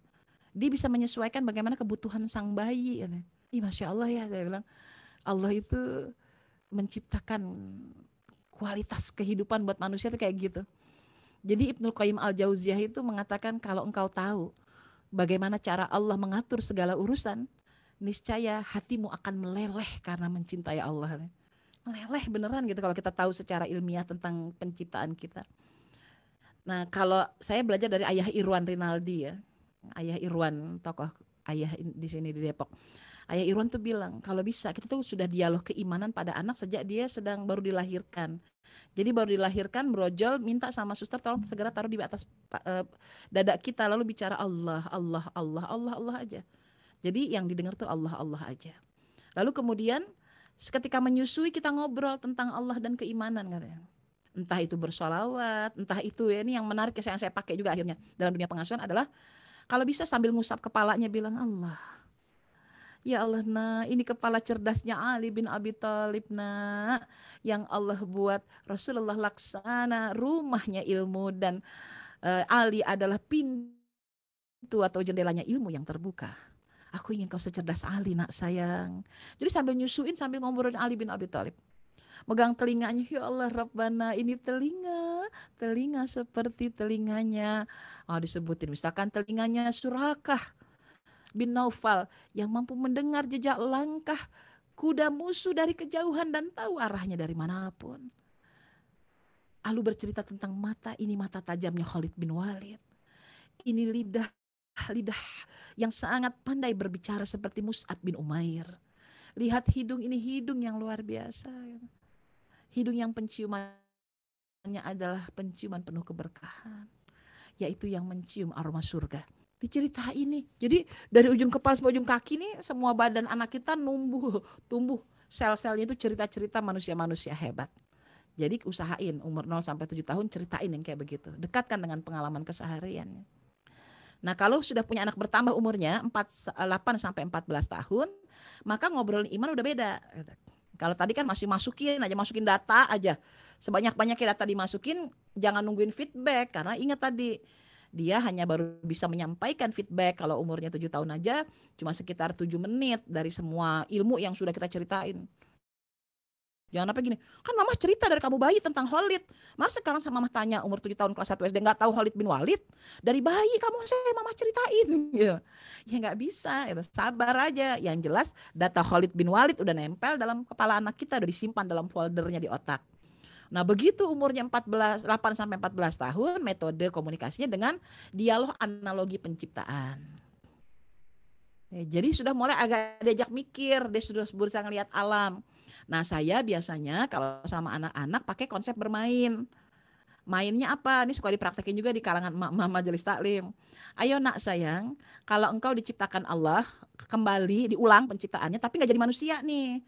Kira-kira kamu pengennya jadi apa? Mau jadi apa? Ayo coba mikir. Kan udah bisa mikir karena dia umur sudah 8 tahun ke atas. Ya sudah usia SMP juga. Anak saya bilang yang pertama, kalau aku mau jadi buku. Kenapa pengen jadi buku? Buku itu dulu kosong. Lalu kemudian ada tulisan di dalamnya. Saya ingin jadi orang yang bisa menuliskan sejarah dalam kehidupan ini katanya. Masya Allah, saya kaget. Anak saya yang kedua bilang, kalau aku mau jadi kamera. Kenapa kakak mau jadi kamera, nak? Karena kakak bisa memotret semua tempat yang kakak sukai. Kakak bisa memotret apapun. Terus untuk apa potretnya? Agar kakak bisa merekam seluruh cerita kehidupan. Ya. Terus anak saya yang ketiga bilang, kalau aku mau jadi matahari. Kenapa adik mau jadi matahari? Karena matahari itu, Umi, dia tuh sebetulnya bersinar bukan cuma siang doang, malam juga bersinar. Dia paling suka buku sains. Ya. Cuma kita bisa lihat matahari bersinar itu kalau matahari cahayanya itu dipantulkan ke bulan. Itu sebetulnya cahayanya dari matahari, Umi. Terus kenapa Adek pengen jadi matahari? Aku ingin selalu menyinari Umi dan Abi katanya gitu. Dan benar, itu satu-satunya anak saya nggak masuk pesantren Gontor. Di rumah terus gitu ya sampai sekarang kuliah juga di NF di rumah terus. Jadi Masya Allah ya ada anak yang baru jadi matahari dan dia menyenangkan di rumah gitu. Nggak ada dia sepi emang gitu. Dan anak saya yang bungsu karena dia masih kecil waktu itu umur sekitar baru SD ya sekitar ya mungkin sekitar 8 tahunan juga dia bilang gini, kalau aku mau jadi pohon toge. Kenapa adik mau jadi toge? Semua pohon kan di muka bumi ini semuanya awalnya dari toge kata dia gitu. Jadi maksud adik apa gitu. Jadi dia mengira semua pohon tumbuh jadi toge kata apa merintis ya dari awal. Aku mau jadi orang yang lebih dahulu muncul. Aku mau jadi pelopor katanya. Dan sekarang di Gontor itu dia selalu jadi pelopor. Dia dipercaya jadi bendahara di Gontor. Ya bendahara keuangan Gontor yang miliaran rupiah itu dia kelola gitu. Sekarang dia lagi jadi kepala koperasi di Gontor gitu. Ya, benar-benar pelopor ya. Dan berani tampil, nari, nyanyi, apapun di Gontor dia tampil, selalu tampil di panggung. Satu-satunya anak saya yang paling pede gitu, dia sama abang yang pertama berani tampil di panggung. Ya sesuai dengan analogi penciptaan yang dia buat. Jadi sering-sering main Bun gitu. Nah nanti kalau saya tuh biasanya saya kumpulin gambar-gambar ya di kartu, bikin sendiri ya. Bikin sendiri terus dikocok. Terus tahu kira-kira, nah nanti sekarang adik lagi adik Allah ciptakan sedang jadi gayung. Ayo kira-kira kenapa jadi gayung dan apa kelebihannya menjadi gayung. Maka anak saya bilang tentang bahwa gayung itu dicerita tentang gayung. Ada ya analogi gayung yang menarik. Gayung memang tidak ada di depan. Gayung pasti disalurnya di belakang, kan kamar mandi di belakang. Tapi ketahuilah dari gayung itu kita bisa membersihkan diri kita ketika mandi. Jadi nggak apa-apa, nggak kelihatan di depan banyak orang. Yang penting kita bermanfaat buat orang lain, katanya gitu. Masya Allah ya, dari gayung aja kita bisa dapat dialog keimanan. Sering-sering Bapak dan Ibu bikin dialog keimanan dengan ya benda-benda di sekitar deh gitu. Dan itu anak suka banget, anak suka. Ya. Dan juga diceritakan melalui pengalaman spiritual. Ya, jadi saya tuh ngerasain ya waktu kemarin tuh sempat ada lewat masa pandemi ini rumah kami daerah rumah kami kan di lockdown ya dipagerin sehingga nggak bisa lewat. Tapi kan pasti tetap ada pedagang-pedagang yang pikulan bisa lewat hanya dengan membuka sedikit pagar. Nah ada pedagang tape uli gitu. Tape uli, tape uli, suaranya menyayat sekali di tengah lockdown yang semua terkunci orang nggak pengen beli gitu. Terus gini, Kak, saya bilang spiritual saya gini, saya bilang sama anak saya, Kakak, hatiku kok sedih ya mendengar suara teriakan tape uli itu. Tapi kalau kita beli suka mubazir kebuang. Gimana ya beli jangan ya. Aduh kok aku gelisah ya gitu. Saya ngomong gitu dan uang kita juga sedang terbatas saat itu nggak bisa juga diprioritasin buat beli tape uli. Apa yang anak saya jawab gitu dengan pengalaman spiritual saya bilang saya kasihan. Tiba-tiba dia bilang gini, ya udah Mi kita doain aja Mi. Ya Allah dia bilang gitu. Semoga Bapak penjual tape uli itu menemukan rezeki di tempat yang lain walau tidak dari tempat kami. Ya. Masya Allah. Ya, saya lihat anak saya tuh kayak ngerasain kedukaan yang saya rasakan, kesedihan. Kita tidak bisa bantu orang, tapi kita punya doa. Ya. Dan itu dipakai. Hmm. Lalu kemudian yang perlu juga ditanamkan dalam hal keimanan ketika anak usia 8 sampai 14 tahun ini adalah pentingnya merasa diawasi oleh Allah. Anak-anak saya kan banyak masuk pesantren tuh. Nih ada nih pengalaman ini keenakannya kalau nyokolin anak di gontor tuh karena semua sistem itu adalah keimanan gitu. Semua ke sistem yang dibuat itu adalah unsurnya keimanan. Ngantri kamar mandi keimanan. Kamu sedang belajar sabar, toleransi dengan temanmu. Yang di dalam juga gak boleh kelamaan, belajar, paham bahwa teman yang lain juga butuh gitu.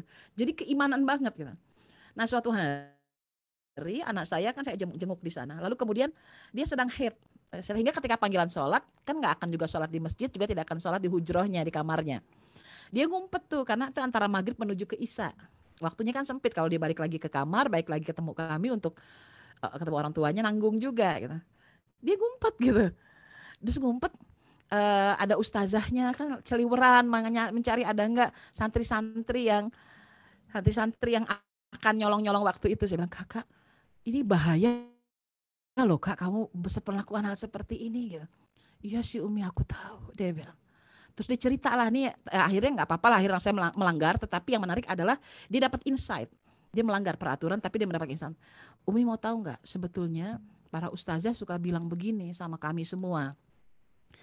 Mungkin kali ini kalian selamat ketika melanggar peraturan. Allah akan membiarkan kalian tetap melanggar peraturan. Lalu kalian melanggar lagi dan Allah akan terus membiarkan. Dan kamu mau tahu? Nanti ketika kamu kelas 6, di saat kamu dalam proses kelulusan, maka Allah keluarkan semua kesalahan-kesalahanmu dan dibuka aib-aibmu pada hari terakhir kamu menjelang kelulusan dan dibuat oleh Allah kamu sulit untuk lulus," katanya. Itu yang bikin anak-anak di Gontor tuh paling takut kalau melanggar peraturan. Karena bagi mereka setiap kesalahan akan ada konsekuensi dari Allah, bukan dari gurunya, dari Allah. Mungkin selamat, tapi suatu hari tidak akan selamat. Akhirnya anak saya terbiasa untuk merasa diawasi dengan proses pengasuhan yang ada di Gontor. Sampai sekarang ya, sampai sekarang. Jadi mereka tuh kayak anak laki saya walaupun nggak di Gontor, tapi dia merasa diawasi. Mungkin karena saya banyak berkisah Rasulullah, banyak berkisah yang tentang orang-orang soleh kepadanya. Sekolahnya kan di sekolah biasa, walaupun Islam terpadu, tapi sekolahnya umum lah. Lalu saya tanya, "Adek, di tempat kamu ada yang pacaran nggak?" "Ada." "Terus kamu ikutan pacaran?" "Ya enggak lah." "Terus ada nggak yang rokok teman kamu?" "Banyak." "Terus kamu ikutan nyobain nggak ngerokok?" "Ya enggak." "Anak teman kamu ada yang narkoba nggak?" "Narkoba." "Ada." "Abang, adek suka digoda?" "Ya suka." Ada tertarik?" "Enggak." "Terus apa yang adek lakukan kalau adek berkumpul dengan teman-teman seperti itu?" "Ya udah, aku di masjid aja. Kalau waktu istirahat aku pergi sholat duha. Terus aku di masjid aja nungguin sampai selesai istirahat." Oh, sama Allah dia diberikan ternyata cara untuk merasa diawasi Allah. Saya nggak minta dia sholat duha di sekolah, tapi dia dibikin oleh Allah, diberi kemampuan untuk itu. Masya Allah. Beneran Bu, Pak, kalau kita sering dialog keimanan, anak kita dijaga Allah. Dan terakhir adalah bahwa cara ngobrol iman kepada anak kalau sudah di atas 15 tahun harus melalui proyek kebaikan. Kayak kemarin saya sama anak-anak saya karena sudah pada mahasiswa, saya bikin proyek tebar sayuran penuh berkah di hari Jumat buat tetangga-tetangga di situ, buat orang-orang yang membutuhkan. Terus anak-anak saya bagian nimbang-nimbangin sayuran, masukin sayuran, dibungkus. "Capek enggak?" Saya bilang, "Enggak, aku seneng," katanya. Kayaknya bagus juga nih kalau sering-sering begini, itu namanya proyek kebaikan, proyek keimanan, melatih empati kepada masyarakat yang membutuhkan gitu. Jadi sudah pakai proyek dan diharapkan mereka menjadi produsen kebaikan. Yaitu apapun yang disebarkan, apapun yang dilakukan, apapun yang disampaikan kepada orang di sekitar termasuk kepada teman-temannya, dialah yang memberikan keteladanan bagi orang di sekitarnya. Kayak gitu. Ya, jadi ini ayah dan bunda yang menjadi pokok bahasan tentang pengasuhan kepada anak-anak kita yang mudah-mudahan bisa menjadi inspirasi buat kita semua. Ya, silahkan yang ingin tanya jawab gitu ya. Boleh. Wah, Masya Allah, materinya luar biasa sekali Bunda. Aku sampai speechless nih. Materinya mulai dari hal yang sangat konsep sampai ke hal yang sangat teknis gitu, sangat lengkap. Tapi mungkin kalau untuk tanya jawab, kita punya keterbatasan waktu, tapi mungkin akan saya bacakan satu pertanyaan aja kali ya Bunda. Boleh silahkan langsung. Oke, sebentar. Mau langsung open mic atau mau tulis di chat juga boleh. Oh, udah ada di chat WA nih, Bunda yang tanya dari tadi. Pertanyaannya, Apa tuh? bagaimana cara menasehati anak yang efektif biar anak itu punya kesadaran akan tanggung jawabnya. Kadang-kadang tuh anak itu udah sadar, tapi kadang juga lupa akan tanggung jawabnya kayak gitu. Gimana cara menasehatin yang efektif kayak gitu, Bunda? Ya. Tadi ingat ya, di awal makanya saya mengingatkan ibunda dan ayah itu di awal adalah mengasuh anak itu bukan dengan bukan dengan lari sprint tapi lari maraton. Ya, suara saya masih terdengar? Terdengar ya Mbak Dira ya? Jadi mengasuh anak itu adalah dengan cara mengasuh lari maraton. Jadi kalau nanemin tanggung jawab, jangan kita pengennya begitu satu kali ngomong, terus anak langsung bisa bertanggung jawab. Itu namanya nggak fair gitu ya. Nggak adil, karena apa? Otaknya itu masih butuh pengulangan yang banyak. Anaknya itu butuh untuk apa ya, dibantu diingatkan terus menerus. Ingat, sel otak manusia itu kan kayak connecting gini, trek trek trek trek. Jadi ada yang anak-anak tuh yang trek trek trek, belum nyambung nyambung, trek trek trek. Baru sampai pada semakin sering diulang baru dia nempel, trek. Nah begitu dia nempel tuh si mielin dalam otaknya itu udah jadi karakter. Nah untuk itu dibutuhkan ibunda yang bersabar mengulang pesan. Saya jadi ingat cerita tentang mengulang pesan, ini contoh sederhana nih, anak umur 3 tahun ya. Jadi ada seorang anak umur 3 tahun misalkan. Biasanya kalau tadinya kita sedang duduk bersamanya, lalu tiba-tiba kita pergi ke kamar mandi, kira-kira si anak itu nangis apa enggak? Pasti nangis karena masih umur 3 tahun, dikirain mamanya kemana-mana. Kenapa dia menangis? Karena ternyata otak anak umur 3 tahun itu belum koneksi tentang seluruh ruangan dalam rumahnya. Dia hanya terkoneksi dengan ketika ada ibunya, berarti dia aman gitu aja.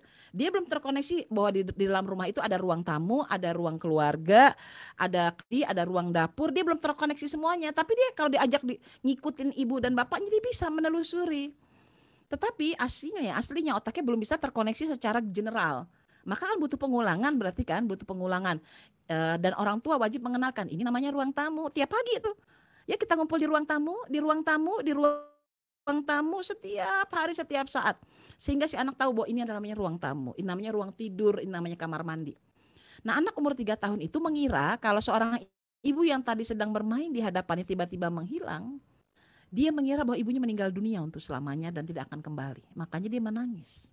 Ya, maka tugas kita ngapain kalau punya anak masih kecil, di ini nangis, dia ditinggal nangis, ditaruh di sekolahan nangis, karena dia ngira ibunya nggak bakal balik lagi seumur hidup. Ya. Nah, misalkan contoh kamar mandi ya, kalau misalkan punya anak di bawah umur 3 tahun lah, kamar mandi aja, nangis. Maka orang tua jalan, mama mau ke kamar mandi, tunjukin kamar mandinya. Si anak kan sambil nangis-nangis ngejar kita tuh. Terus tutup kamar mandi, pasti nangis lagi. Terus dibuka pintunya. Mama ada di sini. Tutup lagi, nangis lagi pasti. Buka lagi, mama ada di sini. Tutup lagi, terus lakukan berulang sampai anak ketawa gitu. Setelah itu tutup. Nanti dia akan gedor-gedor. Dia nggak lagi ketakutan, nangisnya tuh nangis yang dia udah tahu bahwa mamanya di dalam. Nanti di kemudian hari dia tidak akan pernah takut lagi. Sama, tanggung jawab juga begitu. Hari ini kalau ngasih PR tanggung jawab, yang ibu pengenin tanggung jawab apa misalkan? Tanggung jawab bangun sholat subuh sendiri. Nggak mudah itu, jangan dikira gampang. Karena alarm tubuh kalau nggak dipasang nggak bisa. Jangankan dia yang udah gede juga begitu, kita yang dewasa. Maka tugas orang tua jangan bosen-bosen membangunkan anak sholat subuh misalkan dengan membisikkan setiap malam. Besok ketika suara azan berkumandang, wahai anakku, wahai telinga, dengarlah suara azan. Wahai mata, terbukalah ketika azan berkumandang. Wahai jantung, berdeguplah yang lebih cepat untuk bisa membangunkan anakku. Wahai pembuluh darah, bergeraklah. Wahai kandung kemih, keluarkan isinya tepat pada saat azan berkumandang.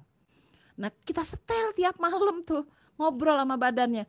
Jangan kaget kalau tiba-tiba tuh anak kebelet pipis pas azan berkumandang, matanya melek, semuanya melek karena udah kita pasang alarm di sel tubuhnya. Disebutin terus gitu. Dan akhirnya kalau besok dipanggil, "Dek, salat subuh." Udah tahu dia. Kenapa? Karena ibunya tidak pernah bosan mengulang-ulang. Jadi gitu Bun ya, saran saya tanggung jawab apa yang ibu inginkan, itu yang diulang-ulang aja. Kan capek. Masa ngulang-ngulang terus sampai kapan saya ngulang? Oh, banyak tuh ibu kayak begitu. Mau tahu nggak Bu, sampai kapan ibu mengulang pesan? Sampai ajal dijemput. Jadi ibu butuh kesabaran sampai ajal ibu dijemput untuk mengulang pesan yang sama. Dan yakinlah, saya yakin Allah akan memperingan tugas kita. Nggak akan Allah bikin anak kita tuh lemot sampai ajal kita menjemput. Makan nggak bisa mandiri makan sendiri, nggak mungkin. Akan ada hari di mana kita nggak perlu lagi ngingetin makan, bahkan dia pergi nyari makan sendiri. Akan ada hari di mana anak kita nggak perlu lagi disuruh nyari duit, dia nyari duit sendiri gitu. Allah meringankan tugas kita. Tugas kita ngapain? Ngulang aja terus. Misalkan manggil sholat, manggil aja terus sampai ajal menjemput. Ya. Seperti Nabi Yakub alaihissalam, seperti Nabi Muhammad sallallahu alaihi wasallam, ya ummati usalli usalli. Pesan yang sama diulang terus menerus. Gitu Mbak Dira kurang lebih ya. Jadi sing sabar ya Bu ya mengasuh. Emang mendidik anak itu seumur hidup ya, seperti yang tadi Bunda sampaikan di awal juga. Hidup sampai ajal menjemput. Oke. Walaupun Mungkin udah gede ada tuh sebetulnya kan masih iya benar juga Bunda. Ini ada pertanyaan, mungkin kita jadiin pertanyaan terakhir aja nih Bunda. Ini lebih ke tips baik. dan trik. Jadi tuh dia Boleh. si Bunda ini menceritakan tentang Allah yang Maha mematikan kepada anaknya. Terus anaknya jadi sedih. Terus bundanya juga jadi bingung, "Dih, anak aku sedih, gimana nih buat melanjutkan ceritanya gitu." Mungkin tips dan trik dari Bunda Kurnia gimana? Iya. Terima kasih. Jadi kalau ceritain Allah Maha mematikan, jangan lupa menceritakan Allah Maha menghidupkan. Gitu ya. Jadi Allah Maha mematikan, jangan lupa ceritakan Allah Maha menghidupkan. Nah, cerita Allah Maha mematikan itu bisa nanti jangan terlalu langsung kepada Allah mewafatkan manusia, itu pasti ditakuti. Imajinasinya anak itu karena sudah banyak film-film yang horor ya, ada film kuntilanak, ada film apa sih namanya pocong dan sebagainya, itu bikin anak jadi imajinasinya jadi langsung ke setan gitu. Walaupun setan juga adalah bagian yang perlu diimani karena dia ada makhluk gaib ya, bermain kepada yang gaib. Nah, caranya tentunya mematikannya cerita pada benda-benda dulu yang kecil, yang gampang. Kayak tadi saya cerita tentang pada makhluk-makhluk jamadi ya. Makhluk jamadi itu benda mati, gelas yang dimilikinya pecah. Nah, kita bilang bahwa setiap benda itu ada ajalnya, ada kematiannya. Nah, inilah masa kematiannya. Yuk sekarang kita apa ya? Kita amankan gelas yang pecah ini, masukin ke plastik, kasih tulisan. Ada ya orangnya tuh yang saking hati-hatinya terhadap takut tukang sampah nanti nginjek plastik, nginjek beling yang pecah itu ditutup. Yuk, jadi kayak orang dikafanin gitu. Jadi benda yang gelas yang pecah itu dimasukin plastik, dibungkus, di wrapping, lalu dikasih tulisan pecah belah gitu. Atau gelas yang pecah, hati-hati gelas pecah. Jadi si tukang sampah pun jadi berhati-hati. Oh, ini kumpulan gelas yang pecah gitu. Nah, tuh cara kita menanamkan tentang konsep kematian tapi smooth gitu, halus banget dari benda yang mati. Lalu lihat pohon yang mati, mungkin kita lupa menyiram. Di situ langsung aja, jangan cuma cerita mati tuh begini nanti ajal menjemput. Itu serem itu kalau anaknya masih kecil. Tapi pakai proses aja, lagi berkebun misalkan. Kok ada pohon yang mati ya? Nah, oh ini kenapa ya daunnya kok kuning ya? Oh, mungkin nggak kurang air. Kita kan kemarin pergi seharian, kita lupa menyiram. Karena makanan dari tumbuhan itu butuh perantaraan air, nak sayang. Jadi yang kuning ini kelihatannya kurang mendapatkan nutrisi dari air. Ya. Nah tuh langsung masuk tuh Allah Maha mematikan. Tapi jangan khawatir, nak coba lihat banyak juga daun-daun muda baru yang sudah tumbuh. Allah Maha menghidupkan. Demikian juga dengan cerita tentang manusia. Nanti kalau tentang kematian dalam konsep kemanusiaan adalah lebih kepada kalau anaknya masih kecil banget, bukan untuk nakut-nakutin, tapi memang yaitu kesiapan kehilangan. Makanya kenapa dalam teori pengasuhan itu selalulah menyiapkan diri untuk menyiapkan anak berpisah, katanya gitu ya bahasanya. Berpisah yang pertama apa? Berpisah dari rahim ibunya. Bayi kalau mau keluar dari rahim ibu kan nangis gitu ya, berpisah. Maka kesiapan pertama adalah kesiapan berpisah. Orang tuanya ketika hamil harus fight ya, harus betul-betul penuh dengan kekuasaan Allah difahami. Lalu ketika perpisahan berikutnya adalah ketika bayi menyusui lalu berpisah dengan puting ibunya. Perpisahan kedua sampai umur 2,5 tahun tuh disiapin tuh. Banyak ibu-ibu nggak suka nyiapin bagaimana anak ketika akan disapih cuman dikasih yang pahit-pahit gitu ya, dibolerin betadin atau ditakut-takutin tanpa menyiapkan sejak awal. Cerita-cerita nggak apa-apa, dia kan belum ngerti tapi dia paham, sama Allah diberikan kefahaman. Nanti ada masa di mana adik umur 2,5 tahun tidak lagi menyusu mama. Ambil begitu. Biarin. Tapi udah kita masukin informasi itu. Kalaulah dia menangis paling sehari 2 hari, kita tahan, dia akan paham dan Allah akan bikin itu anak. Banyak sekali cerita ibu-ibu yang ketika menyapi anak dia sudah prepare ya, diceritain keimanan bahwa ini masa dari Al-Qur'an, faktor keimanannya dimasukin. Itu anak disapi cuma 1 malam, setelah itu dia cukup makan yang banyak, minta sayur, minta susu, selesai langsung masa menyapihnya, nggak pakai repot. Ada yang kayak gitu. Terus apa perpisahan berikutnya? Perpisahan dari kanak-kanak menuju balik. Jangan dikira anak menuju balik gak berpisah. Itu juga sebetulnya konsep memahami masa kematian gitu. Proses berpisah itu yang kita ceritain. Kalau mau balik nanti ibunda akan saksikan anak banyak ngusel-ngusel katanya. Kayak ketakutan berpisah. Ngusel-ngusel pengen disayang, tidurnya gak mau misah, pengennya dipeluk-peluk, pengennya ngelihat wajah ibunya. Itu berarti anak sebentar lagi balik biasanya. Entah menstruasi atau mimpi basah. Nah, fase berikutnya apa? Terus anak berpisah sekolah, anak berpisah ke pesantren, anak berpisah kuliah, anak berpisah menikah, sampai akhirnya kita berpisah selamanya dari muka bumi ini. Nah, persiapan-persiapan itu harus ibunda dan ayah siapkan. Itu saya sebut namanya kematian. Ya, banyak ya Bu ya, jadi memang perlu bicara banyak. Saya kemarin bilang Mbak Dira nggak salah nih ngasih waktu ke saya 9.30 sampai 10.30 ngomongin iman, kagak cukup gitu. Tapi ya saya bilang kalau molor boleh, alhamdulillah. Gitu Mbak Dira. Oke, terima kasih. Berarti untuk mengenalkan Allah Maha Mematikan itu dikenalkannya berproses ya Bunda, nggak bisa langsung gitu. Gak bisa langsung karena tadi kerja otak kan memang butuh pengulangan pesan. Jadi jangan pesan ulang. Ini banyak banget pertanyaan ya sebetulnya ya tentang Iya, sholat. Nah, banyak kalau banget bicara Bunda. sholat lain lagi. Di Terserah grup Mbak Dira WA lah. Jam berapa sih sekarang? Oh, grup udah WA ada. jam 11.17. Ah, iya, 11.30. Oke, boleh-boleh. Mm-mm. Tapi nggak apa-apa nih, Bunda Kurnia. Pertanyaan lagi nih. Boleh kalau sampai zuhur boleh. Sampai zuhur ya, sampai azan. Enggak. Mungkin sampai 11.30 aja kali ya? Iya, Sekitar sampai 11.30 boleh, boleh. 13 menit lagi. Oke. Mungkin yang ini aja. Pertanyaannya gini, Bunda gimana caranya agar anak tidak dapat begitu terpengaruh dengan lingkungan yang tidak baik gitu. Nah ini mungkin soal lingkungan yang Bunda. Ya. Kalau soal lingkungan, jadi gini, ada konsep pengasuhan namanya imunitas. Ya, imunitas. Jadi jadi bukan anak itu diproteksi, tapi anak itu diimunisasi. Jadi kalau diproteksi nanti dia nggak akan bisa menerima keadaan. Tapi kalau diimunisasi, imunisasi bukan imunisasi suntik ya, maksud saya imun terhadap keadaan sosial yang ada di sekitarnya, maka itu insya Allah akan menjadi anak siap berada di lingkungan seperti apapun. Seperti apa prakteknya? Prakteknya adalah buatlah lingkungan di rumah kita adalah lingkungan terbaik, lingkungan berakhlak mulia, lingkungan terbaik. Yang kalau anak pergi keluar, maka ketika dia balik lagi dia kayak dapat air jernih. Karena air jernih itu datang dari rumah kita, air keruh adanya di luar. Kalau kita mengubah lingkungan, itu mungkin akan sulit dan butuh waktu yang panjang. Tapi kalau kita melondri anak kita begitu keluar, dia datang misalkan bawa kata-kata bego, lo bego misal gitu ya. Masuk ke rumah kita, dicek apakah di rumah kita adalah orang tua yang juga suka memaki anak dengan kalimat bego gitu. Kalau sama, berarti ya di dalam sama di luar sama jeleknya. Tapi kalau di dalam rumah kita adalah selalu bicara yang air jernih saya sebutnya, bersih, maka itu dibilas, bisa dicutupi. Jadi kalau kata Rasulullah mah tutupi kesalahanmu dengan kebaikan yang banyak. Jadi tutupilah segala keburukan yang ada di luar dengan nilai-nilai kebaikan yang banyak, maka akan tertimbun keburukan yang ada di luar. Bahkan bisa jadi anak kita menjadi teladan di tengah masyarakatnya. Jangan ngomong jorok kalau ada dia, ntar dia dimarahin mamahnya gitu. Itu bagus, berarti anak kita sudah jadi indikator kebaikan karena dia membuat orang di sekitarnya menjadi tidak berani bicara yang kotor gitu. Itu yang pertama. Jadi pertama pastikan bahwa air jernih itu adanya di kita, air keruh adanya di luar. Jangan sampai kita antara jernih dan keruh ada di kita gitu.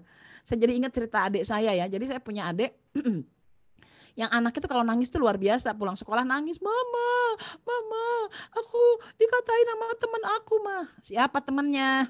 Teman aku mah. Siapa namanya? Teman aku mah gitu ya. Nangisnya lama, mamahnya lagi masak. Ya dikatain apa? Dikatain bego mah. Siapa nama teman yang ngatain bego? Gitu. Temen aku mah, tapi nggak sebut namanya tuh anak. Akhirnya mamanya kesel. Iya, tapi siapa namanya bego? Gitu tuh. Ya, jadi anaknya dibegoin orang sampai di rumah ibunya menekankan, iya tapi siapa namanya bego? Nah gitu. Itu berarti nggak jernih air di rumah kita, keruhnya sama. Pastikan bahwa rumah kita jernih.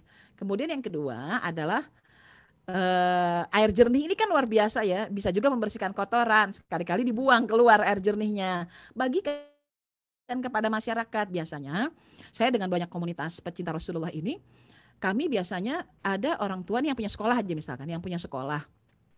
Anak-anak di hari Sabtu, misalkan sekolah hanya sampai Jumat, hari Sabtu boleh meminjam buku di perpustakaan di sekolah. Lalu kemudian orang tuanya wajib membacakan di hari Sabtu dan Minggu. Nanti hari Senin bukunya dikembalikan. Nah, kebiasaan itu karena itu adalah tugas dari sekolah, orang tua bercerita di teras rumah, nyeritain tentang Rasulullah. Temennya manggil anaknya, main yuk. Aduh, lagi ada ini nih, lagi bacain kisah, yuk sini ngumpul-ngumpul. Mamahnya bilang begitu, kumpul aja di sini yuk, biar diceritain bareng. Maka dimulailah akhirnya hari Sabtu itu menjadi hari berkisah Rasulullah. Dan itu hari yang paling dinantikan anak-anak tetangganya yang tidak satu sekolah dengan anaknya. Tetangganya pada ngumpul.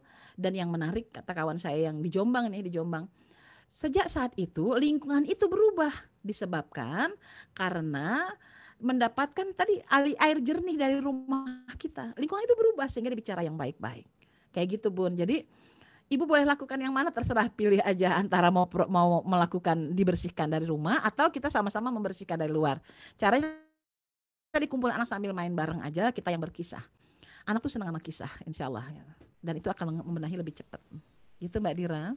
Oke, Masya Allah, berarti ada dua cara ya Bunda tadi dijelaskan. Iya. Ini mungkin terakhir yang menurut saya juga menarik nih pertanyaannya. Tadi kan Bunda jelasin dialog keimanan bareng anak itu dari 0 sampai 7 tahun. Nah, mungkin ini buat orang tua yang agak terlambat menyadari, dia nanya nih, untuk mengingatkan keimanan buat anak-anak SD dan SMA baru mulai itu gimana nih Bunda gitu. Makasih. Iya, kita bayar dulu utang pengasuhan kita. Jadi kalau ternyata saya telat kemarin, jadi bayar aja utangnya ya. Berarti mulai ditebus lagi, ya tebusnya dikit-dikit aja. Kita pakai yang fase pengasuhan yang sekarang, tapi setelah itu nanti dicicil yang fase pengasuhan yang kurang di era sebelumnya. Tadi yang saya sampaikan masih seputar masalah dialog keimanan aja ya. Saya belum bicara tentang konsep parenting umur 0 sampai 7 sampai 15 tahun ke atas, saya belum bicara. Yang pasti kita belajar lagi aja lebih banyak, kita belajar lebih banyak. Insya Allah nanti Allah akan berikan ya ilmunya kepada ibunda untuk sampai kepada pemahaman. Intinya sih tutup atau bayarlah hutang pengasuhan kita kepada anak kita di fase sebelumnya. Oh, anak saya udah terlanjur kuliah, tapi saya baru paham bahwa mereka harus kenal Allah dan Rasulnya dari awal. Ya udah diulang lagi aja ngobrolnya gitu, ngobrol ulang. Banyak kadang-kadang hal-hal yang terlewat dalam pengasuhan kita. Gitu.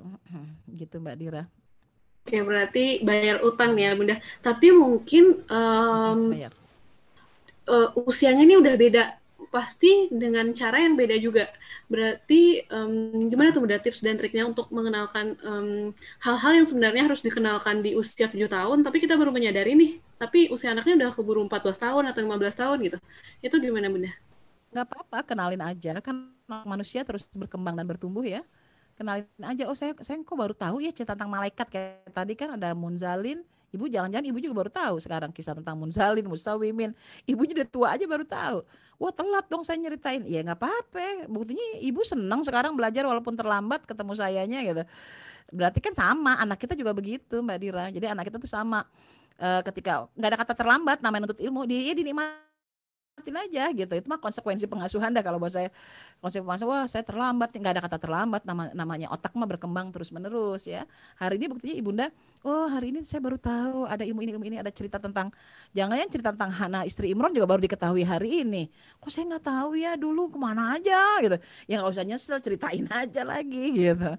Banyak sekarang mah buku-bukunya, saya yakin di Gema Insani banyak sekali bukunya. Ya saya banyak koleksi juga dari Gema Insani buku-bukunya.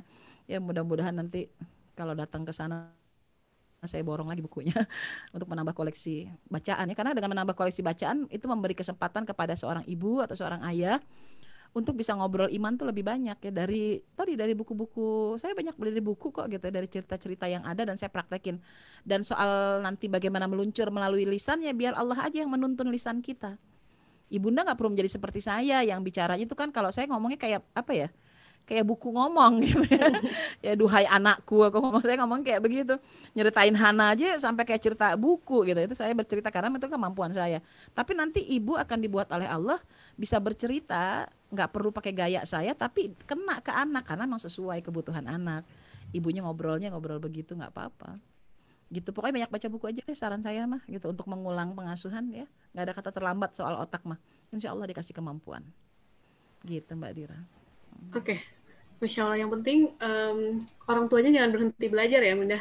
Kita Iya, harus tetap jangan berhenti belajar berproses bersama. abadan sampai ajal menjemput belajar sama Oke, seperti oke. mengulang pesan sampai ajal menjemput. Em, Mungkin itu dulu aja kali ya Bunda, kita udah hampir 2 jam, nggak kerasa, dan Alhamdulillah Mm-mm. tuh, kan kita sebelum di Zoom ada WhatsApp grup nih Bunda. Nah itu pada seneng nih, Ya, materinya bagus, luar biasa, dan sangat berterima kasih kepada Bunda Kurnia udah nge-share materi yang luar biasa pagi hari ini. Insya Allah. Salam sama semua orang tua dan peserta yang ada di grup WhatsApp tersebut ya. Oke, terima kasih Bunda. Insya Allah nanti Em, materi akan saya share ya Mbak Dira. oke, oke. Materinya saya berikan nanti dalam bentuk PDF. Jadi Banyak supaya juga orang yang tua bisa nanyain nih mengingat kembali. materinya. Oke, terima Gitu. kasih banyak banget Bunda. Semoga di lain waktu kita bisa jumpa lagi ya, karena sebenarnya itu materi yang tadi udah disampaikan 2 jam itu baru sedikit ternyata gitu. Semoga di lain waktu kita bisa melanjutkan kelas ini, insya Allah. Mungkin itu aja dulu Bunda. Ya baik, Kita akhiri aja. Mungkin mau dokumentasi dulu kali ya, atau boleh bagaimana nih? silahkan. Silahkan Oke, buat Mbak Diranya. teman-teman, sebentar-sebentar, yang mau dokumentasi boleh kameranya dinyalain. Nah, tapi mungkin ini buat nge-screenshotnya masing-masing ya, karena ada banyak slide, jadi saya nggak bisa semuanya. Ya Oke, sesuai punya Mbak Dira aja lah patokannya. Nanti kirim di grup. oke boleh. Kita mulai ya, 1, 2, 3. Oke, Insya Allah, Alhamdulillah kita sampai juga di penghujung acara. Alhamdulillah pagi hari Minggu kita sangat luar biasa bersama Bunda Kurnia gitu ya. Saya juga nggak nyangka bakal dapat ilmu yang kayak gini pagi ini kayak gitu. Terima kasih sekali lagi Bunda Kurnia. Mungkin sebelum kita akhiri kita tutup dengan doa kafaratul majlis dulu aja kali ya. Bismillahirrahmanirrahim. Bismillahirrahmanirrahim. Terima kasih Bunda dan teman-teman. Sekian. Assalamualaikum warahmatullahi wabarakatuh. Waalaikumsalam warahmatullahi wabarakatuh. Waalaikumsalam Waalaikumsalam warahmatullahi warahmatullahi wabarakatuh. Izin wabarakatuh. pamit ya. Bunda Kurnia. Sampai ketemu lagi insyaallah. Kelahiran Bunda Kurnia.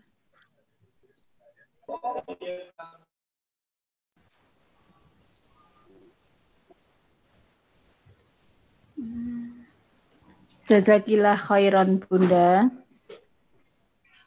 Jazakillah Mbak Dira. Sama-sama teman-teman. Terima kasih sudah bergabung pagi hari ini. Assalamualaikum. Waalaikumsalam warahmatullahi wabarakatuh.